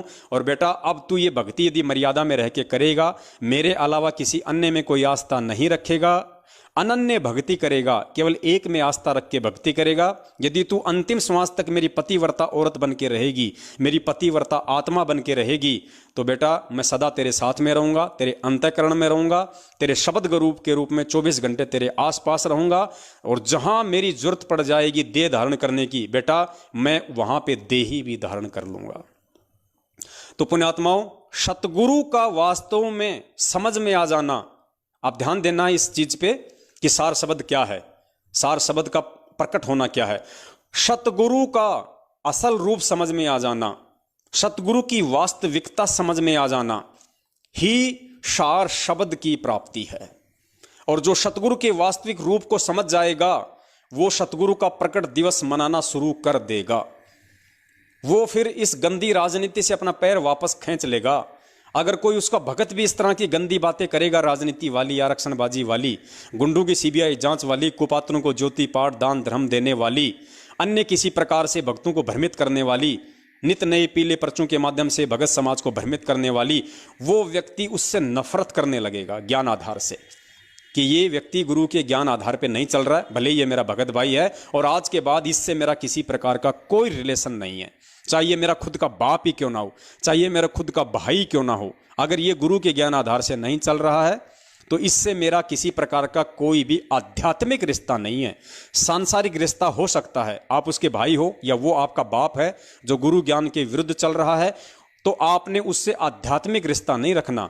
सांसारिक रिश्ते आपके लाख हैं, आप ये रखिए, मिलजुल के अपना काम कीजिए, लेकिन आध्यात्मिक रिश्ता ऐसे व्यक्ति से नहीं होना चाहिए। तो पुण्यात्माओं, ये है असल में सार शब्द। अब आगे हम चलते हैं, अब हमें समझ में आएगा पुण्यात्माओं, आगे ये शब्द है एजी सार शब्द मोहे पाया, नामदेव जी का है। और ये नामदेव जी ने जो ये भजन गाया, जब उनको परमात्मा ने सार शब्द दे दिया, उनको लखाव करवा दिया, तो उस समय नामदेव जी इसी पृथ्वी लोक पे थे, और उन्होंने इसी पृथ्वी पे जब उनके पैर थे वो मौजूद थे, उसी समय उन्होंने ये भजन गाया था। तो इस बसंत सैनी से पूछो कि तुम लोग कह रहे हो कि सार शब्द तो शरीर से बाहर 12वां कमल पार करके सतलोक में मिलेगा, तो नामदेव जी को इस पृथ्वी लोक पे क्यों मिल गया वो सार शब्द? जो सार शब्द मिलने के बाद वो इतने खुश हुए, वो प्रसन्न हुए, वो पहचान गए कि साक्षात मेरे गुरु के रूप में कौन है। उसके बाद उन्होंने उस खुशी में झूमते हुए वो वाणी गाई, वो शब्द गाया परमात्मा का। तो अब हम सतगुरुदेव जी के आशीर्वाद से, उनकी सत प्रेरणा से, उनकी मेहरबानी से अब हम आदरणीय नामदेव जी के इस शब्द को समझने का हम प्रयास करेंगे। और पूज्य गुरुदेव जी से प्रार्थना करते हैं कि हे परमेश्वर, यदि हम 2 कोटि के तुच्छ मंद बुद्धि महाअज्ञानी जीवों से यदि किसी भी प्रकार की कोई भी त्रुटि इस शब्द को समझने में या समझाने में हो जाए, तो परमेश्वर हम नीचों को क्षमा करना मालिक।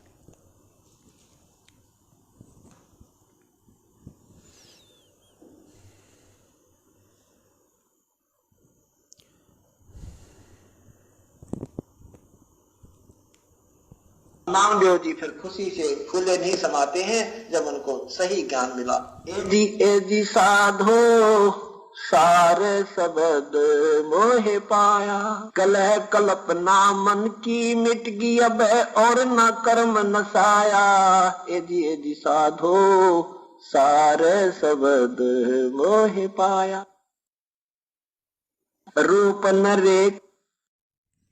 यहां नामदेव जी क्या कह रहे हैं? एजी साधो सार शब्द मोहे पाया, सार शब्द मोहे पाया, यानी मैंने उस सार शब्द को पा लिया, मैंने सतगुरु के उस असली रूप को, असली स्वरूप को पा लिया, लख लिया, खुशी से कह रहे हैं।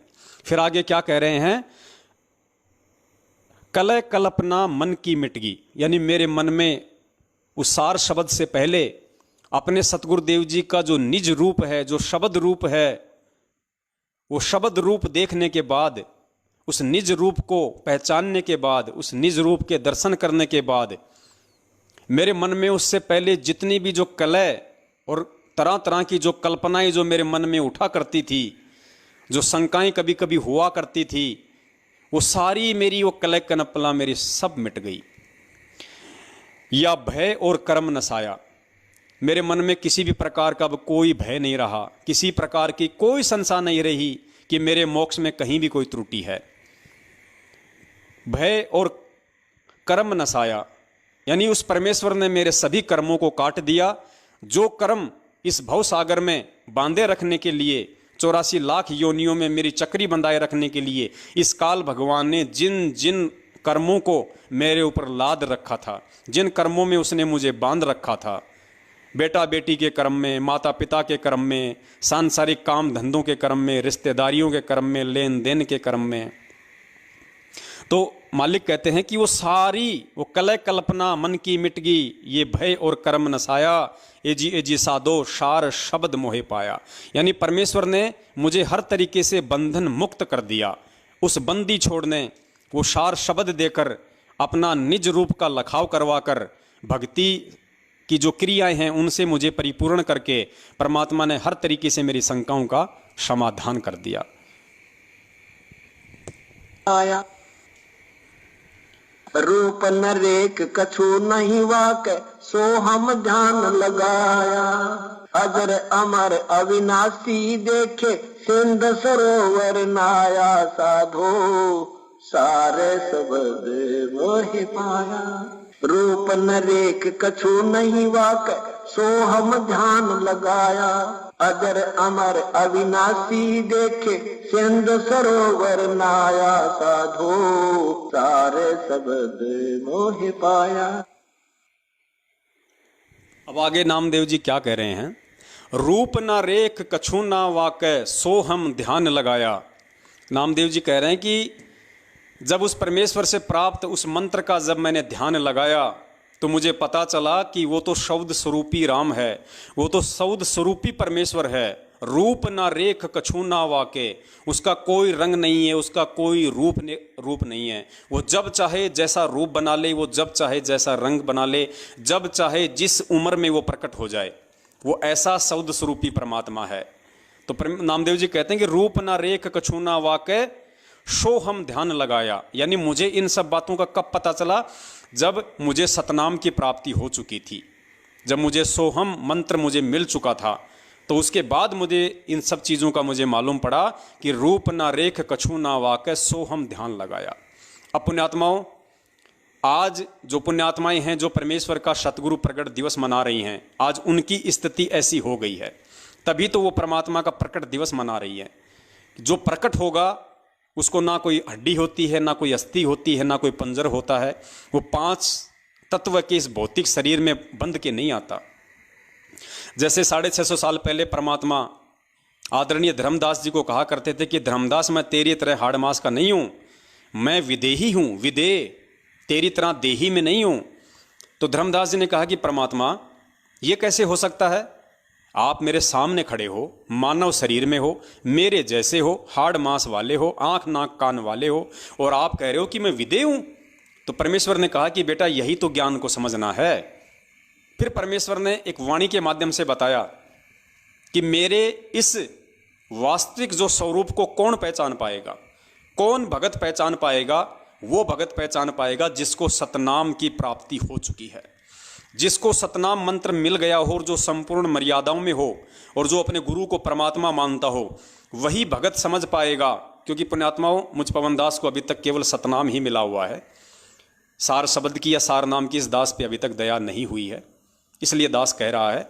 तो परमात्मा ने कहा कि सतनाम जब जिस आत्मा को मिल जाएगा, और जो मर्यादित आत्मा होगी, वो मेरे वास्तविक रूप और स्वरूप को पहचान लेगी। वो फिर मुझे माँ के गर्भ से आया हुआ नहीं मानेगा। तो पुण्यात्माओं, हम सभी ज़्यादातर सत्सेवक भाई बहनों को सतनाम ही मिला हुआ है, और ज़्यादातर वही भगत भाई बहन परमेश्वर का प्रकट दिवस मना रहे हैं और मनाना शुरू किया है जिनको सतनाम ही मिला हुआ है। अब यहाँ परमेश्वर की ये जो वाणी है, इसको थोड़ा सा हमने ध्यान से समझना होगा। रूप ना रेख कछु ना वाके, यानी परमेश्वर आप और हमारी तरह हाड़ मास का नहीं है। सोहम ध्यान लगाया, इस बात का मालूम नामदेव जी कह रहे हैं मुझे कब पता चला? जब सोहम ध्यान लगाया। सोहम यानी ये सतनाम का एक मंत्र है, जिनको सतनाम मिल चुका है उन भाई बहनों को अच्छे से पता है। यानी जिसको सतनाम मिल चुका होगा, जो सतनाम उपासी होगा, वही आत्मा गुरुदेव कह रहे हैं कि मुझे पहचान सकती है, मुझे जान सकती है। तो पुण्यात्माओं, जिन लोगों को सार नाम तक मिल चुका है और वो भी आज गुरु जी का जन्मदिन ही मना रहे हैं, तो आप जी जान सकते हैं कि उनको सार नाम के नाम पे क्या मिला है। और जो आत्मा सतनाम प्राप्त है और जो वास्तव में मर्यादित है, परमेश्वर के पच्चिनों पे चलने वाली है, गुरु के प्रत्येक वचन पे चलने वाली है, उस सतनाम उपासी आत्मा को परमात्मा ये पहचान करवा देगा, उसके अंतःकरण में ये फिट बैठा देगा कि सतगुरु रूप में मैं खुद कबीर परमेश्वर हूं। यहां परमेश्वर की एक वाणी है जिसका हम हवाला लेंगे, उससे आपको अच्छे से समझ में आएगा कि परमेश्वर क्या कहना चाह रहे हैं। तो मालिक कहते हैं, रूप ना रेख कछु ना वाके, सोहम ध्यान लगाया, अजर अमर अविनाशी देखे, सिंध सरोवर नाया। अजर अमर अविनाशी देखे, यानी मैंने अपने सतगुरु के रूप में उस अजर अमर अविनाशी पुरुष के दर्शन किए। मैंने पहचान लिया कि मेरा सतगुरु अजरो अमर है, स्वयं कबीर परमेश्वर है, वो अविनाशी है, वो कभी नाश में नहीं आता, उसका कभी विनाश नहीं होता। सिंध सरोवर नहाया, सिंध सरोवर नहाया का मतलब यहाँ हमें पूज्य गुरुदेव जी बताते हैं कि जब ये आत्मा शरीर छोड़ के ऊपर जाएगी, त्रिकुटी पार करेगी, तो आगे एक मानसरोवर में परमात्मा इस आत्मा को नहलाते हैं, और इस आत्मा का जो बचा खुचा जो पाप होता है, जो मैल कर्म, जो मैल होता है मन में या अंतःकरण में, अगर थोड़ा सा भी कहीं कोई दोष होता है, तो उस मानसरोवर में जब परमात्मा इस आत्मा को नहलाते हैं, तो उसका बचा खुचा सारा मैल वहां पे निकल जाता है। तो नामदेव जी कहते हैं कि अजर अमर अविनाशी देखे सिंध सरोवर नाया। मैंने तो जब से उस परमेश्वर के दर्शन किए हैं, शब्द रूपी अपने सतगुरुदेव जी को मैंने समझा है, उन्हें अविनाशी माना है, अजरो अमर माना है, तो कहते हैं मेरे तो सारे मैल उस तरह से निकल गए जैसे मानो मैं तो सिंध सरोवर में नहा चुका हूं, मैं तो मानसरोवर में डुबकी लगा चुका हूं, क्योंकि मानसरोवर में डुबकी लगाते ही सारा मैल निकल जाता है। तो नामदेव जी कह रहे हैं कि मेरे तो मन का सारा मैल ही निकल चुका है, जो मैं अपने परमेश्वर के निज रूप का दर्शन कर चुका हूं। तो यहां पे वो वाणी आप सुनिए अब परमपिता परमेश्वर सतगुरु रामपाल जी महाराज जी के मुख कमल से, कि अगर कोई मर्यादित भगत होगा तो सतनाम लेने के कुछ समय बाद उसको परमात्मा ये दिखा देगा, उसको परमात्मा ये महसूस करवा देगा कि बेटा मैं ही कबीर परमेश्वर हूं। क्योंकि जो सतनाम उपासी हो जाता है उसको अपने गुरु में परमात्मा के दर्शन होने शुरू हो जाते हैं, अगर वो मर्यादित भगत है तो यहां परमेश्वर अपनी एक वाणी का हवाला दे रहे हैं कि हाड़ चाम लहू ना मेरे कोई जाने सतनाम उपासी। यानी गुरुजी कह रहे हैं कि हाड़ चाम लहू ना मेरे, कि मेरा जो शरीर है वो तुम्हारे जैसे हाड़ चाम और लहू और ये गुदा वाला नहीं है। कोई जाने सतनाम उपासी, कौन जानेगा इस बात को? सच्चे नाम का उपासी, सतनाम का जाप करने वाला, तारण तरण अभय पद दाता। फिर गुरु जी अपने तरफ इशारा कर रहे हैं कि मैं हूं कबीर अविनाशी। सुनना पुण्यात्माओं इस वाणी को।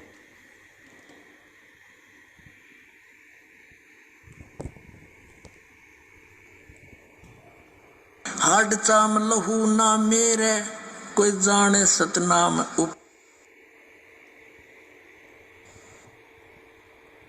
हाड चाम लहू ना मेरे कोई जाने सतनाम उपासी, तारण तरण अभय पद दाता मैं हूं कबीर अविनाशी।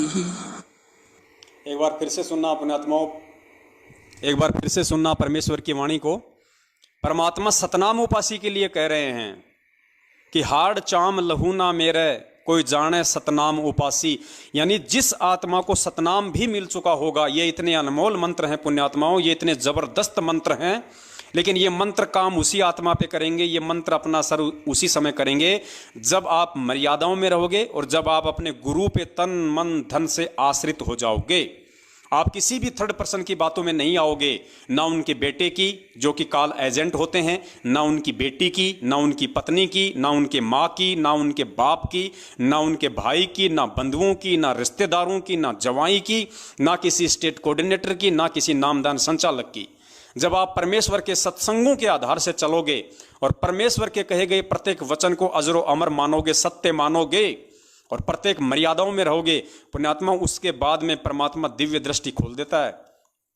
ये मैनेजमेंट वाले तो कहते हैं कि सार शब्द लेने के बाद में दिव्य दृष्टि खुलेगी और हम ब्रह्मांड में देखेंगे कि वहां पे क्या हो रहा है, कौन सी अप्सरा नाच रही है, उसने कितने कपड़े पहन रखे हैं। हमने वो नहीं देखने भाई, हमें परमेश्वर जो दिखाएंगे वो हमें सतनाम में ही दिखा देंगे।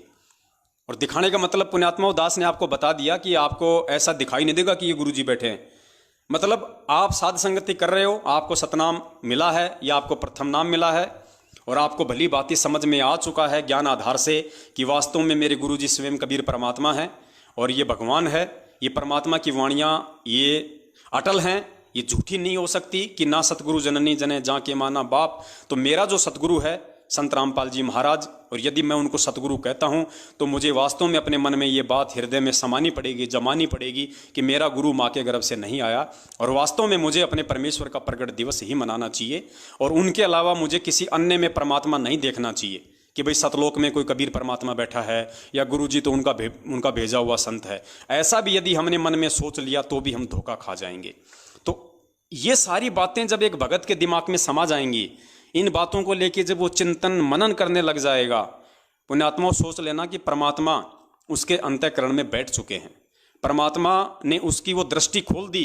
अरे आपकी दिव्य दृष्टि खोली तभी तो आप इतना चिंतन मनन कर पा रहे हो, नहीं तो जिन लोगों को सार नाम तक मिल गया है सीधे सीधे सतगुरु रामपाल जी महाराज जी से, वो भी आज माँ बहनों की गालियां निकाल रहे हैं। आपने प्रथम एपिसोड में देखा गुरु जी का खुद का भाई महेंद्र जो 27 साल से बता रहा मैं भक्ति कर रहा हूँ, सार नाम सार शब्द सारे मुझे मिल चुके हैं, और वो कितना बड़ा झूठ बोल रहा है बरवाला कांड में पूरी दुनिया के सामने कि संत रामपाल जी महाराज आश्रम में नहीं है, हमने स्वास्थ्य इलाज के लिए उनको परसों हॉस्पिटल में भेज दिया। अर्थात उस अजरो अमर पंच तत्व भौतिक शरीर से दूर उस अविनाशी परमात्मा को भी इसने बीमार साबित कर दिया कि उनको तो बीमारी के चलते हमने हॉस्पिटल में शिफ्ट कर दिया। तो पुण्यात्माओं, इनकी दिव्य दृष्टि ना खुली है, ना इनकी कभी खुलने वाली है। ये तो उसकी खुलेगी जो परमेश्वर का हंस होगा। तो यहां परमेश्वर की वाणी साफ साफ कह रही है कि अगर तू मर्यादा में रहेगा बेटा, और अगर अपने गुरु को परमात्मा मान लेगा, तो मैं तेरी दिव्य दृष्टि, मैं तेरी वो सोचन शक्ति, मैं तेरी सतनाम में ही खोल दूंगा। सार नाम तो बहुत दूर की बात है। सुनिए परमेश्वर के मुख कमल से। हाड चाम लहू ना मेरे, कोई जाने सतनाम उपासी, तारण तरण अभय पद दाता मैं हूँ कबीर अविनाशी। अब इस वाणी के बाद में पुण्यात्माओं कुछ भी बाकी नहीं रह जाता है कि ना तो किसी प्रकार की कोई कमी इन मंत्रों में है, ना किसी प्रकार की कोई कमी हमारे पूज्य सतगुरु देव जी में है। यदि किसी प्रकार की कोई कमी है और किसी में है तो हम आत्माओं में है, हमारे अंतःकरण में जमा उस मैल में है, और हमारी उस नादान सोच में है जो हम काल एजेंटों के बहकाव में आके, या उन लोगों को गुरु जी का भाई समझ के, बेटा बेटी समझ के, रिश्तेदार जवाई समझ के, या बहुत पुराना भगत समझ के, या जिले का कोऑर्डिनेटर समझ के, नामदान संचालक समझ के, हम अपनी नादानी और मंद बुद्धि के चलते उसके ऊपर फिदा हो जाते हैं। और जैसा वो महामूर्ख व्यक्ति हमें कहता है, हम गुरु ज्ञान को आधार ना बना के उसके अनुसार वैसा ही करते रहते हैं। तो ना तो हमारी दिव्य दृष्टि कभी जिंदगी में खुलने वाली है, और ना कभी परमेश्वर हमारे अंतःकरण रूप में, शब्द रूप में आके बैठेंगे। तो इसलिए हमने हर स्थिति में गुरु ज्ञान को आधार बनाना और अपने गुरु को ही परमेश्वर के रूप में लेके चलना है, क्योंकि साक्षात परमेश्वर ही गुरु या सतगुरु की भूमिका करता है, अन्य कोई नहीं कर सकता। आगे आपको सत्संगों में परमात्मा के मुख कमल से सुनाएंगे। अभी आगे चलते हैं, आदरणीय नामदेव जी और क्या कह रहे हैं अपने इस शब्द में। शब्द शब्द भया उजियारा, सतगुरु भेद बताया। शब्द ही शब्द भया उजियारा, सतगुरु भेद बताया। अपने को आपे मैं पाया, ना कहीं गया न आया। साधो सारे शब्द मोहे पाया। एजी साधो सारे शब्द मोहे पाया। कलह कल्पना मन की मिट गियो बह, और कर्म नसाया। साधो सारे शब्द मोहे पाया। अब आगे क्या कह रहे हैं नामदेव जी? शब्द शब्द भया उजियारा, सतगुरु भेद बताया। अब पुण्यात्माओं, शब्द शब्द भया उजियारा, सतगुरु भेद बताया। कौन से शब्द से कौन से शब्द का टकराव हुआ जब वो उजाला हुआ, उजियारा हुआ, वो प्रकाश हुआ? कौन सा प्रकाश? ज्ञान रूपी प्रकाश, जिससे कि मुझे पहचान हुई कि मेरा गुरु ही परमात्मा है। तो शब्द ही शब्द भैया उजियारा, कौन से शब्द से कौन से शब्द का उजियारा हुआ, ये आपको थोड़ा सा आगे चल के परमपिता परमेश्वर के आशीर्वाद से आपको समझाएंगे। क्योंकि एक मालिक का छोटा सा एक सत्संग है जिसमें गुरुदेव ने कहा है कि बच्चों, जब तुम अपनी नादानी के चलते इस काल भगवान के चक्कर में पड़ के सतलोक से नीचे आने लगे, तो उस समय उस कबीर परमात्मा ने तुम्हें जाते जाते ये कहा कि बच्चों ठीक है, तुम अपनी नादानी के चलते यहां से जा रहे हो, लेकिन जाते जाते ये सार नाम, ये सार शब्द जो मैं तुम्हें अब दूंगा, तुम इसको ध्यान रखना। और ये सार शब्द को तुम कभी भूलना मत। अगर तुम इस सार शब्द को कभी नहीं भूलोगे और अगर तुम मुझे याद कर लोगे, तो मैं उसी समय तुम्हें लेने के लिए वापस आ जाऊंगा। फिर गुरुजी ने बताया कि सबसे पहले उस काल भगवान ने उस सार शब्द ही बुलाया। अब चलो, मानव शरीर में है तब तक तो ध्यान रह सकता है, फिर इसने हमें दूसरी माँ के गर्भ में डाल दिया, बताओ फिर क्या ध्यान रहेगा? फिर हम बन गए गधे कुत्ते। अब गधे कुत्ते को क्या ध्यान रहे, कौन था, कहाँ था, क्या सार शब्द है? तो सबसे पहले इसने उस सार शब्द को बुलाया। कौन सा सार शब्द? जो सार शब्द इसी कबीर परमेश्वर ने, जो आज हमारा सतगुरु बन के आया हुआ है, जब हम सतलोक से प्रथम बार आए थे काल के चक्कर में, उस समय परमात्मा ने हमारे अंतःकरण में वो शब्द प्रवेश कर दिया था। हमारे को शब्द परमात्मा ने दे दिया था कि बेटा इस शब्द को तू याद रखना, इस सार शब्द को तू भूलना मत। तो जो ऑलरेडी हमारे अंतःकरण में जो सार शब्द है इस परमेश्वर का दिया हुआ, और सामने वो सतगुरु स्वयं उसी शब्द रूप में है, और जब उस परमात्मा ने मेरे अंतःकरण में बैठ के, मेरे अंतःकरण में प्रवेश करके शब्द रूप में प्रकट होके, और जब मेरा ये सारा ये भ्रम नाश कर दिया, मेरी सारी जो जितनी भी मेरी शंकाएं थी, मेरी जो भ्रमणाएं थी, जो मैं गुरु और परमात्मा को दो समझ रहा था, परमेश्वर ने जो मेरा गुरु है शब्द स्वरूपी, और अंदर जो वो शब्द सार शब्द जो है मेरे पास में, उन दोनों को परमेश्वर ने एक कर दिया। यानी वो शब्द स्वरूपी गुरु शब्द रूप में मेरे अंतःकरण वाले जो शब्द रूप था उसमें आके बैठ गया, और परमेश्वर ने मुझे दिखा दिया कि बेटा देख, उस सार शब्द में जो तुझे परमात्मा ने दिया था सतलोक से चलते समय, और मैं वही शब्द हूं, और वो दोनों शब्द एक मिले, उनमें कोई भिन्नता नहीं, किसी प्रकार का कोई अंतर नहीं। तो उस भगत को दृढ़ विश्वास हो गया कि यही मेरा परमेश्वर है, यही मेरा सतगुरु है, यही मेरा कबीर परमात्मा है, यही मेरा सब कुछ है।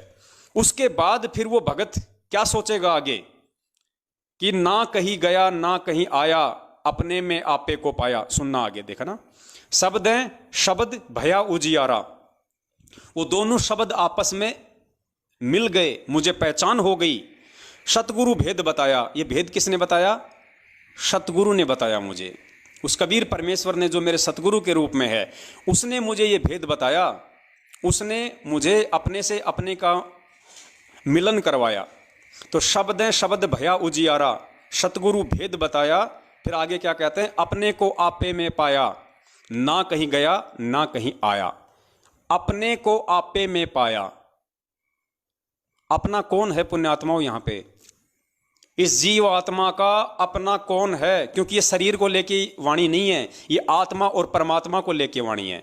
तो आत्मा कह रही है कि अपने को आपे में पाया। इस आत्मा का अपना कौन है? वो परमात्मा जो सतगुरु रूप में धरती पे आया हुआ है।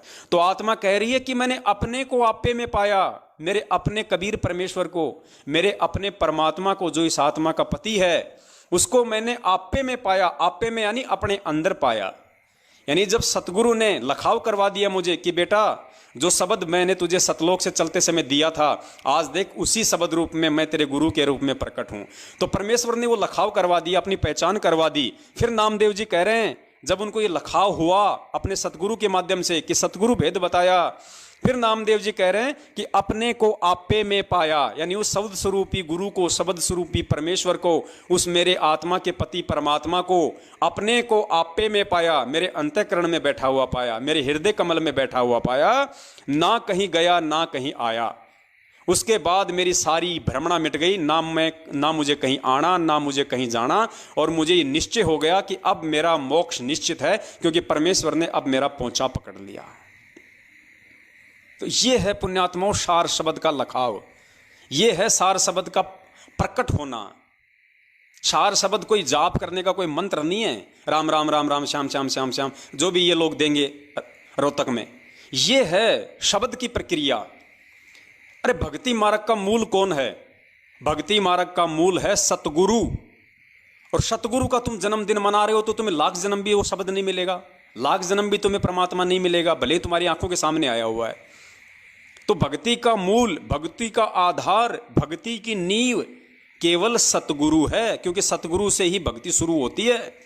परमात्मा कहते हैं सतगुरु आदि अनादि है, सतगुरु मध्य है मूल, सतगुरु को सिजदा करूं एक पलक नहीं भूल। तो सतगुरु इस भक्ति का मूल है, इस भक्ति का मध्य भी सतगुरु है। सतगुरु आदि से भी था, सतगुरु अनादि भी है। हम रोज नित्य नियम में पढ़ते हैं सतगुरु आदि अनादि है, सतगुरु मध्य है मूल, सतगुरु को सिजदा करूं एक पलक नहीं भूल। सतगुरु पूर्ण ब्रह्म है, सतगुरु आप अलेख, और सतगुरु रमता राम है, इसमें मीन न मेख। इसमें जरा भी संशय नहीं है कि सतगुरु ही पूर्ण परमात्मा है, सतगुरु ही पूर्ण ब्रह्म है। इसलिए नामदेव जी कह रहे हैं कि अपने को आपे में पाया, कि जब मेरे को इतना विश्वास हो गया तो परमेश्वर ने मुझे अपना दर्शन करवाया, अपना शब्द रूपी वो दर्शन करवाया। और फिर मैंने अपने को आपे में पाया कि मेरा परमात्मा तो मेरे अंदर है, मेरे परमात्मा तो सदा मेरे पास में है, मेरे साथ में 24 घंटे वो शब्द रूप में है, मेरे इर्द गिर्द है, सदा मेरा साथी है वो। तो अपने को आपे में पाया, फिर ना कहीं गया ना कहीं आया। अरे जब भगवान ही मिल गया मुझे तो ना कहीं आने की जरूरत ना कहीं जाने की जरूरत। बाकी जब तक ये श्वासें परमात्मा ने दे रखी है तब तक मैं इस पृथ्वीलोक पे हूं, एक डमी की तरह, ये खाली खोखा है। जिस दिन मेरी श्वासें पूरी हो जाएंगी मैं सीधा अपने परमेश्वर के साथ में सतलोक जाऊंगा। तो पुण्यात्माओं, ये है सार शब्द का लखाव, सार शब्द का प्रकट होना। और ये तभी प्रकट होगा जब आप अपने गुरु को परमेश्वर मानोगे। जब तक आप गुरु और परमात्मा दोनों को दो मानते रहोगे तो परमात्मा कहते हैं गुरु गोविंद दो नहीं भाई, और जो दो समझे वो दो जग जाई, वो नरक में जाएगा जो गुरु और परमात्मा को दो समझता है। और परमात्मा कहते हैं गुरु गोविंद कर जानियो रहिए शब्द समाए, मिले तो दंडवत बंदगी नहीं तो पल पल ध्यान लगाए। इतनी वाणियां परमेश्वर ने अपने ऊपर बोल रखी हैं कि सतगुरु स्वयं ही परमात्मा होता है, सतगुरु के अलावा दूसरा कोई भगवान नहीं होता है। तो आगे चलिए, आगे इसमें क्या बताया जा रहा है और वाणी में। हाँ, अब सुनिए वो वाणी परमेश्वर की। जब हम सतलोक से आए थे तो परमात्मा ने हमें सार शब्द दे दिया था, लेकिन हम उसको भूल चुके हैं। सुनिए गुरुदेव के मुख कमल से। सहजदास जोगजीत रूप में परमात्मा ने सबसे पहले दुर्गा को उसको पेट से निकाला और फिर कहा कि ज्योति निरंजन आदेश सुन ले, आज से तेरा नाम काल होगा। 1 लाख मानव शरीरधारी प्राणियों की गंध तू रोज खाया करेगा, 1.25 लाख उत्पत्ति करेगा। आज से तुझे यहाँ से देश निकाला दिया जाता है, तुम दोनों 21 ब्रह्मांड लेकर यहाँ से चले जाइए। अब ज्योति निरंजन ने बहुत प्रार्थना की, मेरे से गलती होगी, माफ कीजिए। परमात्मा बोले अब तेरा जो दोष है माफ करने योग्य नहीं है, और नहीं इस प्रकृति देवी का दोष माफ करने योग्य है। अब जाओ पहले धक्के खाओ, वहां तुम खूब ये सारे तंग हो लेंगे, कुत्ते गधे सुअर बनकर, गंदी नाली के कीड़े बनकर। वहां जब कति ब्रान मट्टी हो लेगी, जब आऊंगा तुम्हारे पास, जब पूछूंगा तुम कितने सुखी हो बेटा यहाँ पर, फिर ये ज्ञान सुनाऊंगा तुम कैसे फंसे, और तब तुम समझ सकोगे। लेकिन एक दयालु परमात्मा ने, पुण्यात्माओं कितना बड़ा संकेत है। गुरुजी कह रहे हैं कि परमात्मा ने कहा उस समय कि भाई जाओ, आज तो तुम मेरी नहीं मान रहे, लेकिन अब तुम इसके साथ में जाओ। और जब तुम वहां पे कति कंडम हो लोगे, गधे बन लोगे, असंख्य बार तुम कुत्ते बन लोगे, सुअर बन लोगे, गंदी नाली के कीड़े बन लोगे, हर तरीके से दुखी हो जाओगे, गुरुदेव कहते हैं तब आऊंगा मैं तुम्हें ज्ञान देकर समझाने के लिए। तो आज हमें ज्ञान देकर कौन समझा रहा है? अब वो परमात्मा डायरेक्ट वे में नहीं कहेगा कि भाई मैं ही कबीर परमात्मा हूं। अब ये संकेत हैं, ये इशारे हैं, इन्हीं से हमने समझना पड़ेगा कि आज हमारे सतगुरु रूप में धरती पे कौन है। अब आगे देखिए, परमेश्वर कह रहे हैं कि बच्चों तुम जा तो रहे हो, लेकिन ये सार शब्द ले जाओ, ये सार नाम ले जाओ, और इसको तुम भूलना मत। लेकिन एक दयालु परमात्मा ने जब हम इसके साथ आने लगे थे, ये विचार करना। यह परमेश्वर कह रहे हैं कि ये विचार करना, ये सामान्य सत्संग नहीं है पुण्यात्मा, बहुत बड़ा इशारा है कि सार शब्द बच्चों तुम्हारे पास में ही है, कहीं नहीं है, तुम्हारे अंदर ही वो शब्द है, तुम्हारे पास में ही वो शब्द है। सिर्फ तुम्हें उसकी मैं पहचान करवाऊंगा उस समय पे जब तुम उसकी पहचान करने के लायक हो जाओगे। लेकिन एक दयालु परमात्मा ने जब हम इसके साथ आने लगे थे, ये विचार करना, जब हम इसकी तरफ आने लगे और बहुत आसक्ति हमारी इसमें होगी, तो परमात्मा ने एक बात कही थी कि बच्चों ठीक है तुम अपने पैर पर कुहाड़ा मार रहे हो और इसके साथ जा रहे हो, परंतु इस सार नाम को याद रखना, इस सार शब्द को याद रखना। वो नाम बताया था प्रभु ने हमारे को, इसको मत भूलना, इसके द्वारा तुम मुझे याद करना, मैं तुम्हें वहां से छुटा लाऊंगा। अब काल भगवान ने सबसे पहले यहाँ आते ही वो सार नाम कति समाप्त कर दिया, वो सार ज्ञान ही नष्ट कर दिया कि कहीं इनको सार नाम याद ना रह जाए, और हमारे ऊपर ऐसा आवरण डाल दिया कि हमने 1 हफ्ता पहले की बात भी याद ना रहती, सतलोक की बातें याद कहाँ रहती। इस शरीर में, ऐसे शरीर में हमें बंद कर दिया। तो मनात्माओं, ये है इसका निष्कर्ष जो नामदेव जी अपने शब्द में कह रहे हैं कि शब्द है शब्द भया उजियारा। जो शब्द स्वरूपी आज इस पृथ्वी पे मेरे सतगुरु के रूप में, मेरे गुरु के रूप में जो प्रकट है, और जो शब्द सतलोक से आते समय इसी दयालु परमात्मा ने मुझे दिया था, जिसको मैं भूल चुका हूँ, वो दोनों शब्द आज आपस में मिल गए मेरे अंतःकरण में और मुझे पहचान करवा दी मेरे सतगुरु ने। सतगुरु भेद बताया, शब्द है शब्द भया उजियारा, सतगुरु भेद बताया, अपने को आपे में पाया, अपने को आपे में पाया। कि मैं जिसे मेरा सतगुरु समझ रहा था, जिसे मैं अपना खाली गुरु समझ रहा था कि ये तो खाली जो है मतलब सत्संग करने वाले हैं, ये तो उस कबीर परमात्मा के भेजे हुए हैं, जिनको मैं ये समझ रहा था, अब मुझे सतगुरु ज्ञान से जब सतगुरु ने मुझे भेद बताया, तब मुझे मालूम पड़ा कि अपने को आपे में पाया, कि ये तो मेरा वही कबीर परमात्मा है, वही शब्द स्वरूपी राम है, जो ऑलरेडी मेरे इस घट में सदा सदा से ही बैठा हुआ है, सदा सदा से मेरी आत्मा में जो समाया हुआ है। तो अपने को आपे में पाया, ना कहीं गया ना कहीं आया, कि मैंने तो अपनी आत्मा में उस अपने अंतर्यामी कबीर परमेश्वर को ही बैठा हुआ पाया। आगे चलिए पुण्यात्माओं, नामदेव जी की वाणी का अगला हिस्सा।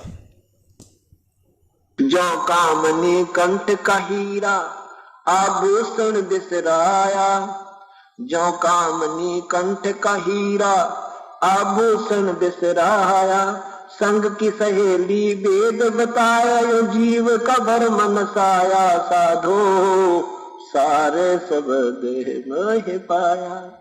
ए जी साधो सारे शब्द मोह पाया, कलह कल्पना मन की मिट गई भय और कर्म नसाया, साधो सारे शब्द मोह पाया। अब क्या कह रहे हैं? जो कामिनी कंठ का हीरा आभूषण बिसराया। जैसे कोई औरत है जिसने अपने गले में कीमती हार पहन रखा है, हीरा पहन रखा है अपने गले में, अपने कंठ में, तो परमात्मा कहते हैं जो कामिनी कंठ का हीरा आभूषण बिसराया, और अचानक से उसको भूल पड़ गई कि मेरा हीरा कहाँ चला गया, मेरा वो बेशकीमती जो मैंने अपने गले में जो हीरा पहन रखा था वो कहाँ चला गया। और वो इधर उधर उस अनमोल वस्तु को ढूंढने में लग जाती है कि वो तो बहुत कीमती था भाई, इतना अनमोल था, और मुझे मेरे पति ने बड़े प्यार से दिया था, बड़े बड़े प्रेम से मुझे वो तोहफे में दिया था, और वो चिंतित हो जाती है कि कहाँ गया मेरा हीरा, कहाँ गया मेरा हीरा। तो परमात्मा कहते हैं जो कामिनी कंठ का हीरा आभूषण बिसराया। ठीक इसी प्रकार पुण्यात्माओं, वो अनमोल हीरा, वो अनमोल जड़ी बूटी जो परमेश्वर ने हमें सतलोक से आते समय दी थी, उसको यहाँ इस काल लोक में आके हम उसको भूल बैठे, हमने उसको बिसरा दिया। फिर वो हमारे को किसने याद दिलाया? जो कामिनी कंठ का हीरा आभूषण बिसराया, संग की सहेली भेद बताया, जो जीव का भरम नसाया। संग की सहेली भेद बताया।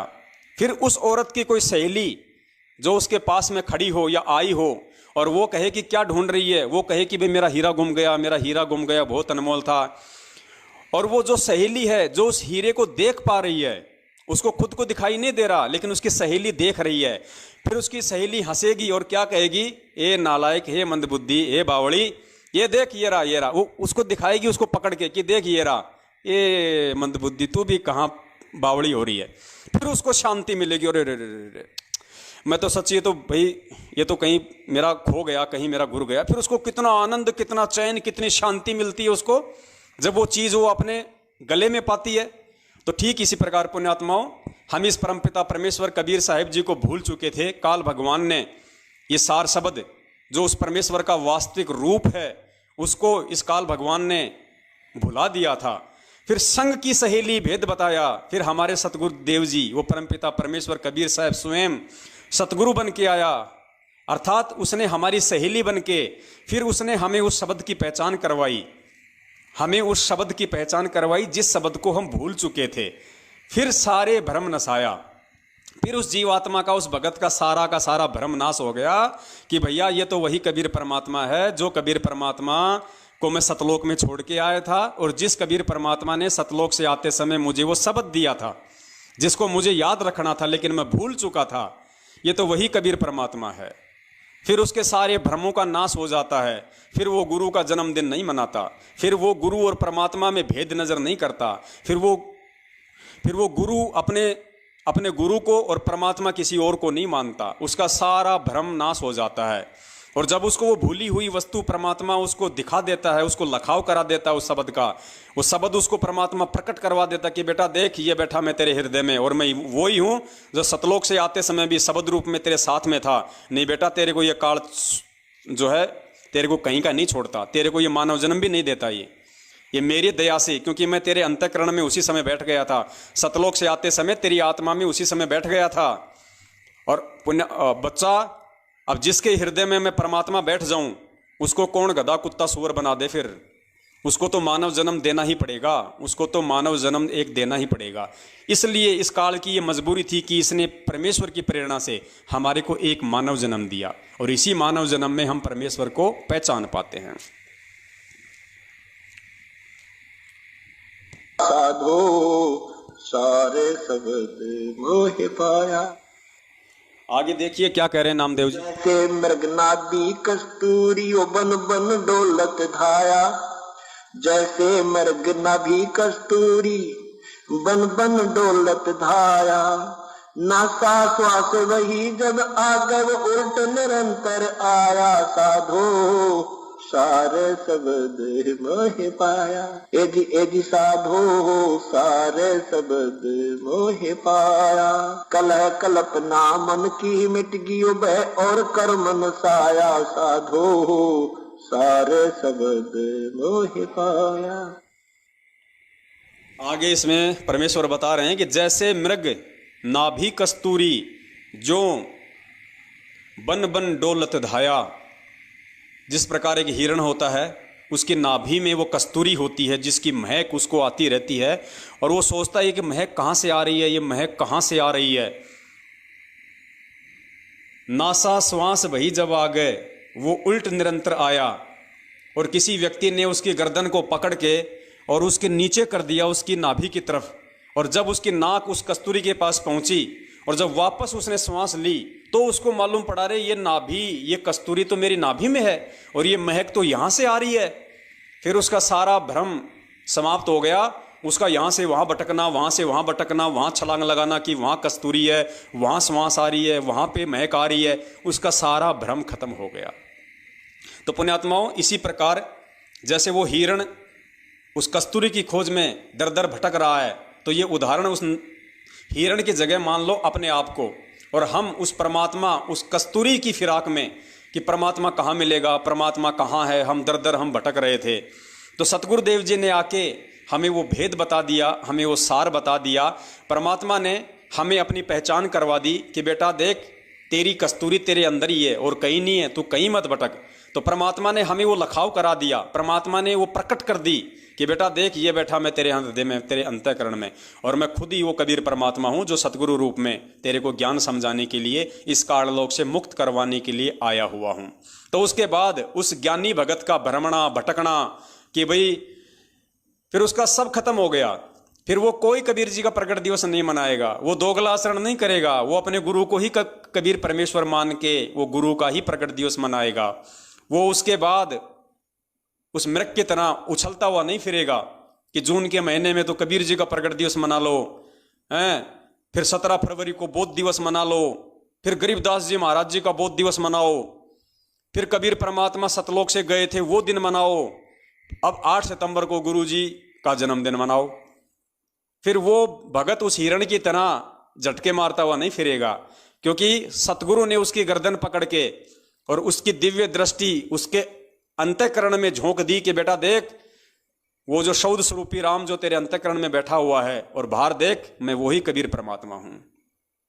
फिर वो मृग की तरह नहीं भगेगा कहीं भी, फिर वो अपने बस उस कस्तूरी की महक को लेता रहेगा, बस फिर वो अपने गुरुदेव के चरणों में लगा रहेगा। गुरुदेव के अतिरिक्त कहीं उसका ध्यान ना जाएगा, ना भटकेगा, ना गुरुदेव के अतिरिक्त वो किसी कागज की फोटो का कबीर प्रकट दिवस मनाएगा, ना किसी गरीबदास जी महाराज जी का बौद्ध दिवस मनाएगा, ना अपने गुरु का बौद्ध दिवस मनाएगा। जब उसको पता चल जाएगा कि गुरु स्वयं परमात्मा है, तो परमात्मा को कौन बोध करवाएगा, परमात्मा को ज्ञान करवाने वाला कौन है। भाई मुझे नरक में थोड़ी जाना है अपने गुरु का बौद्ध दिवस मना के 17 फरवरी को। अरे जो जिसको मैं जगत गुरु कहता हूं, जगत गुरु संत रामपाल जी महाराज, तो जगत गुरु कौन होता है? जो पूरे जगत को ज्ञान देता है। अब जो जगत गुरु है उसको कौन ज्ञान देगा भैया? उसको कौन बोध करवाएगा? ऐसे जगत गुरु का बोध दिवस मना के मुझे नरक में थोड़ी जाना है। नासा श्वास भई जब आगे वो उल्ट निरंतर आया, एजी एजी साधो शार शब्द मोहे पाया। आगे देखिए, कहा कहूँ उस सुख की महिमा जो गूंगे गुड़ खाया। क्या कहूँ उस सुख की महिमा जो गूंगे गुड़ खाया। नाम देव के गुरु कृपा से वो जो का तो दर्शाया। साधो सारे शब्द मोह पाया। एजी साधो सारे शब्द मोह पाया। अब ये लास्ट था, इसमें परमेश्वर हमें समझा रहे हैं, का कहूँ उस सुख की महिमा जो गूंगे गुड़ खाया। कौन सा सुख? नामदेव जी कह रहे हैं कि जब मैंने अपने गुरु को ही पहचान लिया, समझ लिया उनकी मेहर से, उन्होंने मुझे जो भेद बताया उस शब्द का, उसके बाद जब मैंने पहचान लिया कि मेरा गुरु ही स्वयं मेरा इष्ट है, मेरा परमात्मा है, तो नामदेव जी कह रहे हैं कि का कहूँ उस सुख की महिमा जो गूंगे गुड़ खाया। जैसे गूंगा आदमी हो और उसने कहीं से एक गुड़ की डली खा ली हो और गुड़ उसको मीठा लगा। अब वो किसी को बता नहीं सकता कि गुड़ कितना मीठा है, गुड़ कितना स्वादिष्ट लग रहा है मेरे को। वो महसूस कर सकता है उस चीज को, दूसरे को वो नहीं बता सकता। और बताने की कोशिश अगर ऐ करके करेगा तो दूसरा कोई समझेगा नहीं। तो ठीक इसी प्रकार पुण्यात्माओं, आप और हम आत्माएं अपने परम पूज्य सतगुरु रामपाल जी महाराज जी को पहचान के, उनको समझ के, जो हमने उनका प्रगट दिवस मनाना शुरू किया है, और प्रगट दिवस मनाते हुए हमें जो आत्मिक शांति का जो अनुभव होता है, जो हमें महसूस होती है, हमारे को जो धैर्य संतोष जो हमारे अंदर उत्पन्न हो चुका है, हम निसंशय हो चुके हैं, हमें किसी प्रकार का कोई भय नहीं रहा, ना 84 लाख योनियों में जाने का, ना गधे कुत्ते सुअर बनने का, ना इस काल लोक में अन्य योनियां प्राप्त करके धक्के खाने का। वो सुख हम केवल वही आत्माएं महसूस कर सकती हैं जो सतगुरु का प्रगट दिवस मनाना शुरू कर चुकी हैं, जिन्होंने अपनी आत्मा का एक पति चुन लिया, जिन्होंने अपनी आत्मा के 2 पति चुन रखे हैं, एक तो कबीर जी के कागज की फोटो को, दूसरा संत रामपाल जी महाराज जी को। उनको कभी भी वो सुख चैन नहीं हो सकता, उनमें कभी भी वो अंतःकरण में शांति पैदा नहीं हो सकती, वो हमेशा डामाडोल रहेंगे। तो यह नामदेव जी कह रहे कि का कहूँ उस सुख की महिमा जो गूंगे गुड़ खाया। नामदेव कहे गुरु कृपा से वो जो का त्यों दर्शाया। नामदेव जी कह रहे हैं कि सतगुरुदेव जी की दया से, उनकी कृपा से मैंने उस कबीर परमेश्वर को अपने अंतःकरण में ज्यों का त्यों बैठा पाया। किससे? गुरु कृपा से, यानी सतगुरु ने मुझे वो भेद बताया, सतगुरु ने मुझे वो लखाव कराया, तो मैंने अपने उस कबीर परमेश्वर को अपने अंतःकरण में ज्यों का त्यों पाया, ज्यों का ज्यों मुझे वो दर्शाया, मुझे दिखाई दिया वो परमात्मा कि ये तो दोनों एक ही है, जो मेरे अंतःकरण में बैठा हुआ है शब्द रूप में, और जो देही रूप में मेरे सामने हैं, जो ज्ञान समझाने के लिए जिनको देह धारण करनी पड़ी, जो मेरे गुरु हैं, ये तो दोनों एक ही हैं। तो नामदेव जी कह रहे हैं, नामदेव कहे गुरु कृपा से वो ज्यों का त्यों दर्शाया। वो ऐसा का ऐसा स्पष्ट रूप से मुझे दिखाई दिया कि भाई ये दोनों तो एक ही हैं, कोई दूसरा नहीं है। ये जी साधो सार शब्द मोहे पाया। फिर आगे परमात्मा अपनी वाणी में कह रहे हैं, देही को सतगुरु कहे यो तो धुंधर ज्ञान। देही को सतगुरु कहे ये सब धुंधर ज्ञान, यानी ये बॉडी जो ऊपर है, इसके नीचे एक और बॉडी है, सूक्ष्म शरीर। वो सूक्ष्म शरीर के अंदर हम जो भी साधना करते हैं, उससे वो सूक्ष्म शरीर चार्ज होता है। और जो गुरु पद पर होते हैं, सतगुरु होते हैं, तो जो अंदर जो शरीर है उसमें उनकी शक्ति होती है। ऊपर के शरीर को तो ऐसा समझो जैसे सर्प कांचुली छोड़ जाता है, ये ऊपर की कांचुली है, अंदर वो सर्प अलग था। तो ये ऊपर जो बॉडी सूक्ष्म आपको दिखाई दी है, जो माता पिता से हमें प्राप्त हुआ है, ये तो एक कांचुली समझ लो सर्प वाली, और इसके अंदर ओरिजिनल शरीर है, वो है सतगुरु। और उस शरीर में वो शक्ति युक्त है। ऊपर से चाहे उसका 5 तत्वों का बॉडी कैसा ही लगता हो आपको, चाहिए पुराना हो, टूटा फूटा हो, काला हो, पीला हो, सफेद हो, लेकिन अंदर जो वस्तु है वो है सतगुरु। जो इस बॉडी के अंदर है। देही को सतगुरु कहे ये सब धुंधर ज्ञान, चार दाग आता नहीं वाको सतगुरु जान। तो परमात्मा कहते हैं देही को सतगुरु कहे वाको धुंधर ज्ञान, चार दाग आवे नहीं वाको सतगुरु जान। परमात्मा कह रहे हैं कि तुम्हारे को जो ये मेरा शरीर दिखाई दे रहा है इसके अंदर है वो असली सतगुरु, यानी वो शब्द रूप परमात्मा का, परमात्मा की शक्ति, परमात्मा की पावर। इस जो ये शरीर दिखाई दे रहा है हमें, इसके अंदर है वो वास्तविक। तो वो है हमारा असली सतगुरु, उसको कहते हैं शब्द गुरु, शब्द स्वरूपी राम। तो उसको जो पहचान लेगा इस देही के अंदर, यानी अपने गुरु को जो शब्द रूप में पहचान लेगा, पुण्यात्माओं सतगुरु की शब्द रूप में पहचान करना ही सार शब्द प्राप्त करना है, सार शब्द की जानकारी प्राप्त होना है। क्योंकि परमात्मा स्वयं ही सतगुरु रूप धारण करके पृथ्वी पे आते हैं। अब ये दो छोटे छोटे सत्संग है, आप जी सुनिए परमात्मा के, जिसमें पूज्य गुरुदेव संत रामपाल जी महाराज जी ने स्पष्ट कर दिया है कि वे कौन हैं। स्वयं कबीर परमात्मा है या आप और हमारी तरह मानुष हैं। गुरु बड़े गोविंद से मन में दिख विचार, हरि सुमरे वो रह गए भाई गुरु सुमर हो पार। कबीर गुरु गोविंद दोनों खड़े काके लागू पाए, बलिहारी गुरु अपना जिन गोविंद दियो मिलाए। कबीर परमेश्वर जी अपनी प्यारी आत्माओं को यथार्थ ज्ञान देने के लिए वे स्वयं ही आते हैं। क्या कह रहे हैं पूज्य गुरुदेव जी कि कबीर परमेश्वर अपनी प्यारी आत्माओं को ज्ञान देने के लिए वे स्वयं ही आते हैं। परमात्मा कह रहे हैं वे स्वयं ही आते हैं। तो स्वयं ही आते हैं तो फिर आज कौन है स्वयं? पुण्यात्माओं, इन छोटे छोटे संकेतों को समझना ही तत्व ज्ञान है। आत्माओं को यथार्थ ज्ञान देने के लिए वे स्वयं ही आते हैं। अपने सतलोक से चलकर आते हैं और वो गुरु की भूमिका निभाते हैं। क्योंकि यदि पृथ्वी पर गुरु होते तो परमात्मा को आने की आवश्यकता नहीं थी।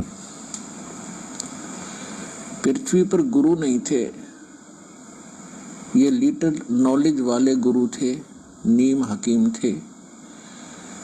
इन्होंने न तो अपने सदग्रंथों को समझा, इनके पास वो साधना भी नहीं थी जिससे ये कोई अनुभव ठीक कर सके परमात्मा के विषय में।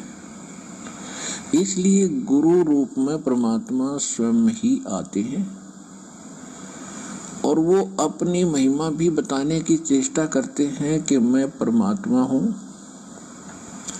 लेकिन गुरु रूप में स्वयं परमात्मा ही आते हैं और वो अपनी महिमा बताने की भी चेष्टा करते हैं कि गुरु रूप में मैं खुद परमात्मा ही हूं। क्योंकि गुरुजी सत्संगों में असंख्यों बार जिक्र कर चुके हैं, वाणियों के माध्यम से परमात्मा जिक्र कर चुके हैं कि ना सतगुरु जननी जने जाके माना बाप। तो इससे क्या समझना चाहिए हमें? फिर गुरुजी ने क्या कहा कि इस पूरी पृथ्वी पे सत्संग करने का अधिकारी केवल कबीर परमात्मा ही है। परमात्मा ही सत्संग किया करते हैं और कोई सत्संग नहीं कर सकता। फिर गुरुजी ने क्या कहा कि सतगुरु की भूमिका खुद कबीर परमात्मा ही निभा सकता है। तो आज सतगुरु की भूमिका में कौन है? फिर गुरुजी ने कहा कि तत्वदर्शी संत की भूमिका स्वयं वो परमात्मा ही कर सकता है। तो आज तत्वदर्शी संत की भूमिका कौन कर रहे हैं? फिर गुरुजी ने कहा कि वो परमात्मा जगत गुरु बन के आता है पूरे जगत को ज्ञान देने के लिए। क्योंकि अगर यहाँ ज्ञान होता तो परमात्मा को जगत गुरु बन के आने की जरूरत नहीं होती। तो आज जगत गुरु के रूप में कौन है? फिर गुरुदेव ने कहा कि अपने द्वारा रची गई सृष्टि की सही सही जानकारी वो कबीर परमात्मा स्वयं ही आकर बताता है। तो आज सृष्टि रचना पूरी दुनिया को कौन बता रहा है 27 वर्षों से? तो पुण्यात्माओं, इस प्रकार गुरुजी कह रहे हैं कि वो परमात्मा अपनी महिमा को बताने की चेष्टा भी करता है। तो ये चेष्टाएं गुरुजी असंख्यों बार अपने सत्संगों में करते रहते हैं परमात्मा के विषय में। इसलिए गुरु रूप में परमात्मा स्वयं ही आते हैं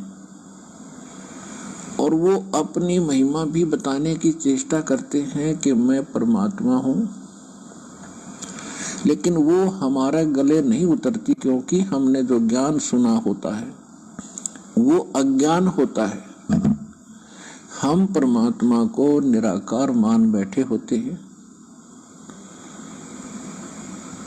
और जिससे भी हम सुनते हैं या कोई उन ऋषि महर्षियों के अनुभवों को हम पढ़ते थे, तो सभी ने अंत में एक निष्कर्ष दे रखा था कि परमात्मा तो निराकार है, उसको देखा नहीं जा सकता, केवल परमात्मा का प्रकाश ही हम देख सकते हैं। तो विद्यार्थी की इतनी अकल नहीं होती, इतनी बुद्धि काम नहीं करती कि वो टीचर के व्याख्यान पर कुछ टिप्पणी कर सके। यानी श्रोता जो होते हैं वो जिनको गुरु मान बैठे हैं और उनके द्वारा दिए गए प्रवचनों पर वो अविश्वास कभी नहीं करते, ये स्वभाव होता है। और अविश्वास करने का उनके पास कोई पैमाना भी नहीं होता जिससे वो ये कह सकें कि नहीं गुरुजी आप ऐसे नहीं, ऐसा हमने पढ़ा है।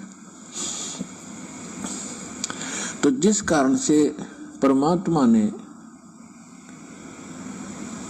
अपने आप को एक गुरु सतगुरु के रूप में ही अधिक पेश किया।